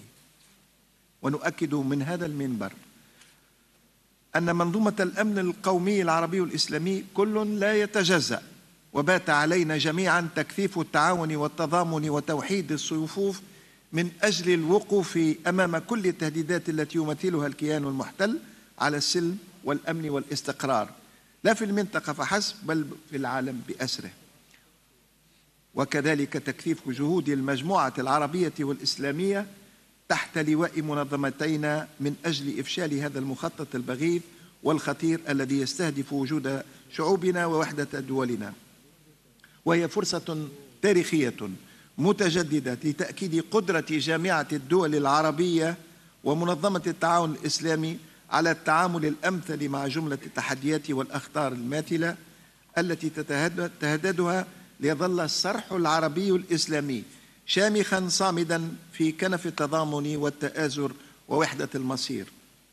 أصحاب الفخامة والسمو والمعالي، تدعو تونس من المجتمع المنبر الدولي وخصوصا مجلس الأمن التابع للأمم المتحدة إلى تحمل مسؤوليته القانونية والأخلاقية والإنسانية والتحرك بكل جدية وحزم من أجل وضع حد للعربدة الصهيونية ووقف عمليات القتل والتجويع والإرهاب في الأراضي الفلسطينية بصفة فورية ودائمة، كما تشدد على ضرورة تكثيف التحركات والاتصالات مع شركاء دول المنطقة من القوى الدولية الفاعلة لحسم موقفها إزاء جرائم الكيان الصهيوني والدفع في اتجاه وقف فوري لعدوانه على قطاع غزة واعتداءاته على دول وشعوب بالمنطقة، حفاظا على مصداقيتهم إزاء شركائهم وعلى مصداقية المنتظم الأممي لا سيما مجلس الأمن ودوره المحوري في الحفاظ على السلم والأمن الدوليين. ومع إعادة التأكيد على مساندة تونس ووقوفها مع دولة قطر الشقيقة، تجدد بلادي موقفها المبدئي والثابت الداعم للشعب الفلسطيني لاسترجاع حقوقه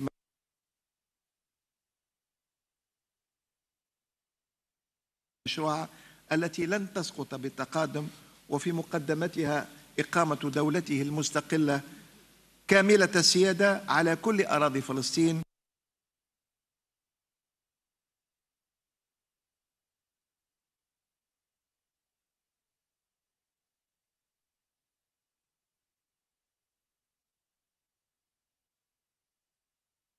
المشتركة للأمن العربي كخيار استراتيجي لا محيد عنه من الوقوف أمام كل التهديدات التي يمثلها الكيان الصهيوني على السلم والأمن والاستقرار الإقليمي والدولي.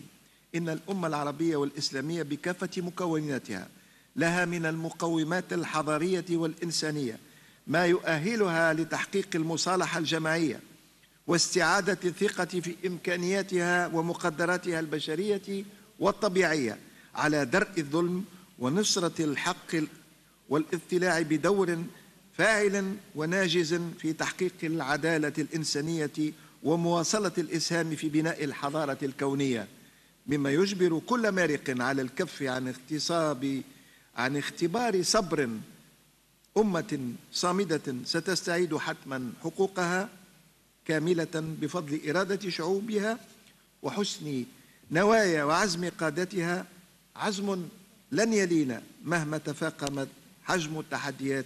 والسلام عليكم ورحمة الله وبركاته. شكرا معاليك. الآن أعطي الكلمة إلى معالي السيد باختيار سعيدوف وزير خارجية جمهورية أوزبكستان الشقيقة.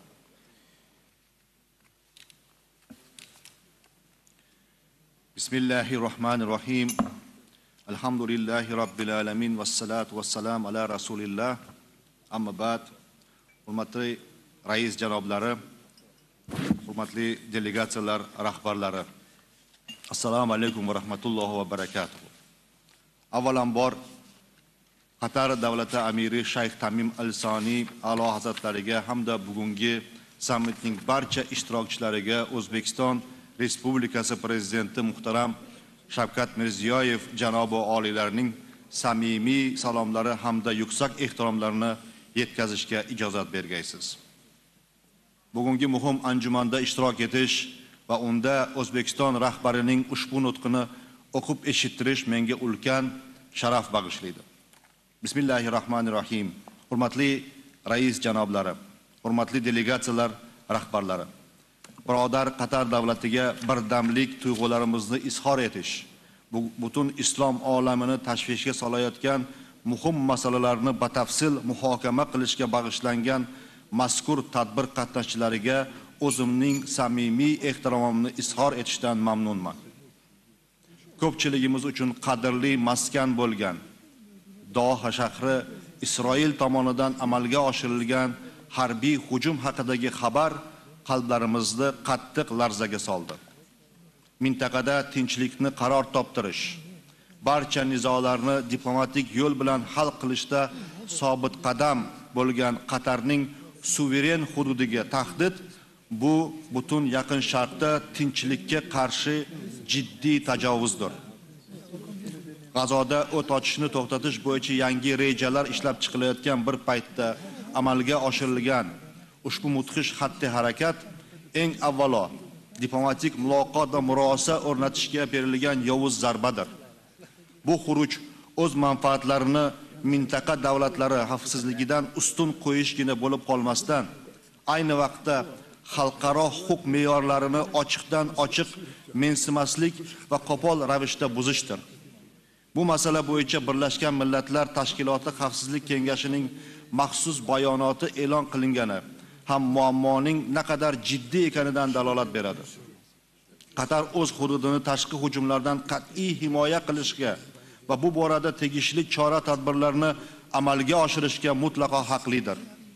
Shunday bo'lsa-da, muhtaram Amir A'lo Hazratlari tomonidan muammoni vazminlik va tinch yo'l bilan hal etishga qaratilgan harakatlar ulu zotning oqil va mas'uliyatli davlat rahbari ekanini yana bir bor yaqqol namoyon etmoqda.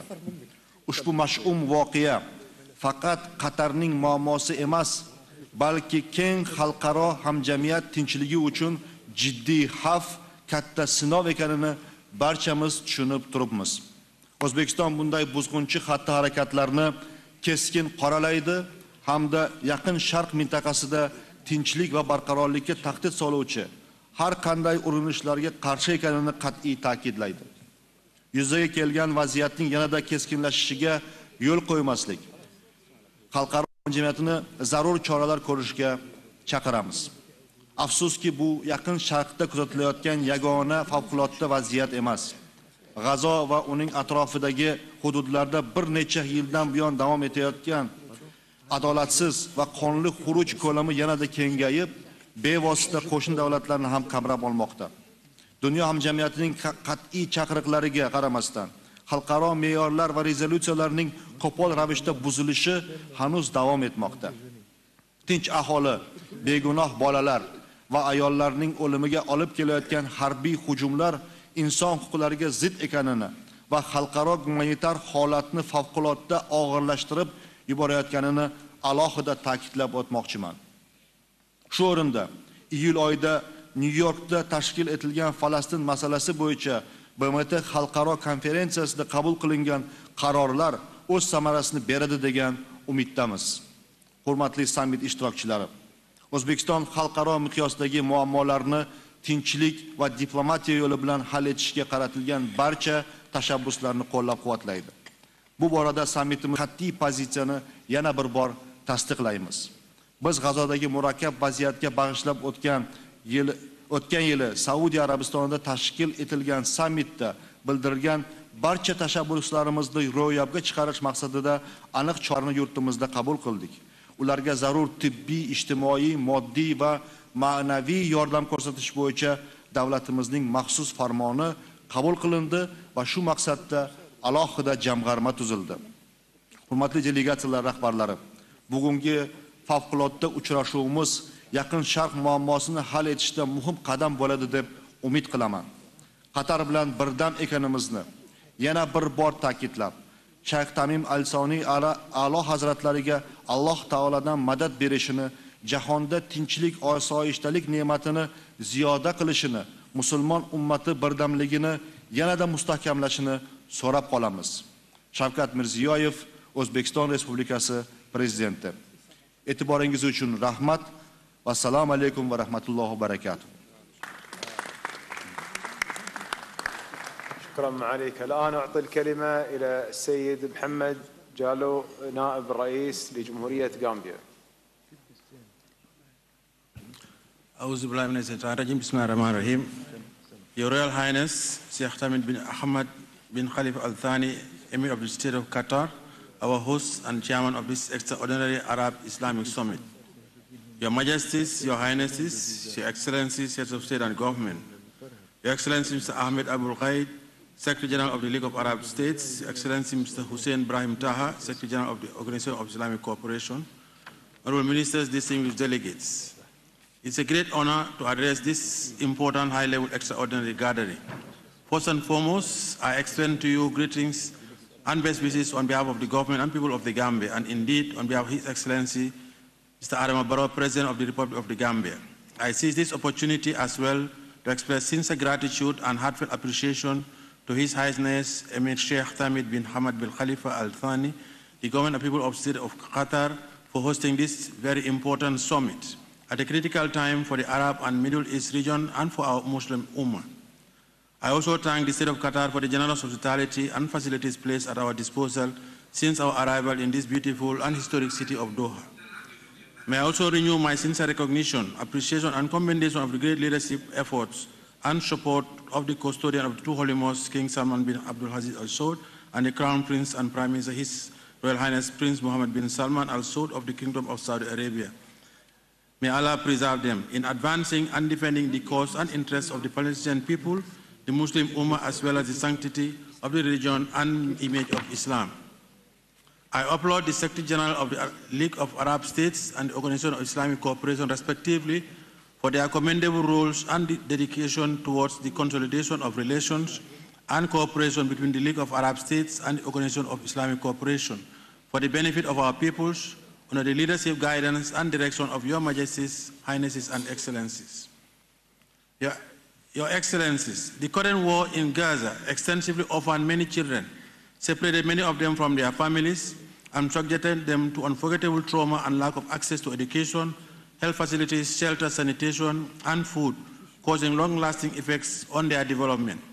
In fact, recent reports have shown that more than 300,000 children in the Gaza Strip are facing famine and death, and almost 68,000 precious Palestinian lives have perished in the prolonged war in the Palestinian territories. Your Excellencies, the blockade and the lack of access to humanitarian aid is causing huge suffering to the civilian population. We therefore urge the international community, particularly the UN Security Council, to provide the required precautions and mechanisms that would secure the designated corridors for the delivery of the much-needed humanitarian assistance to the people of Gaza. The Gambia strongly condemns the Israeli attack on the State of Qatar, as it constitutes a violation of international law, the sovereignty of the State of Qatar, and the fundamental principles of the Charter of the United Nations. Such actions within a sovereign state by another sovereign state undermine peace and security in the Middle East and beyond. The government of the Gambia expresses its deepest solidarity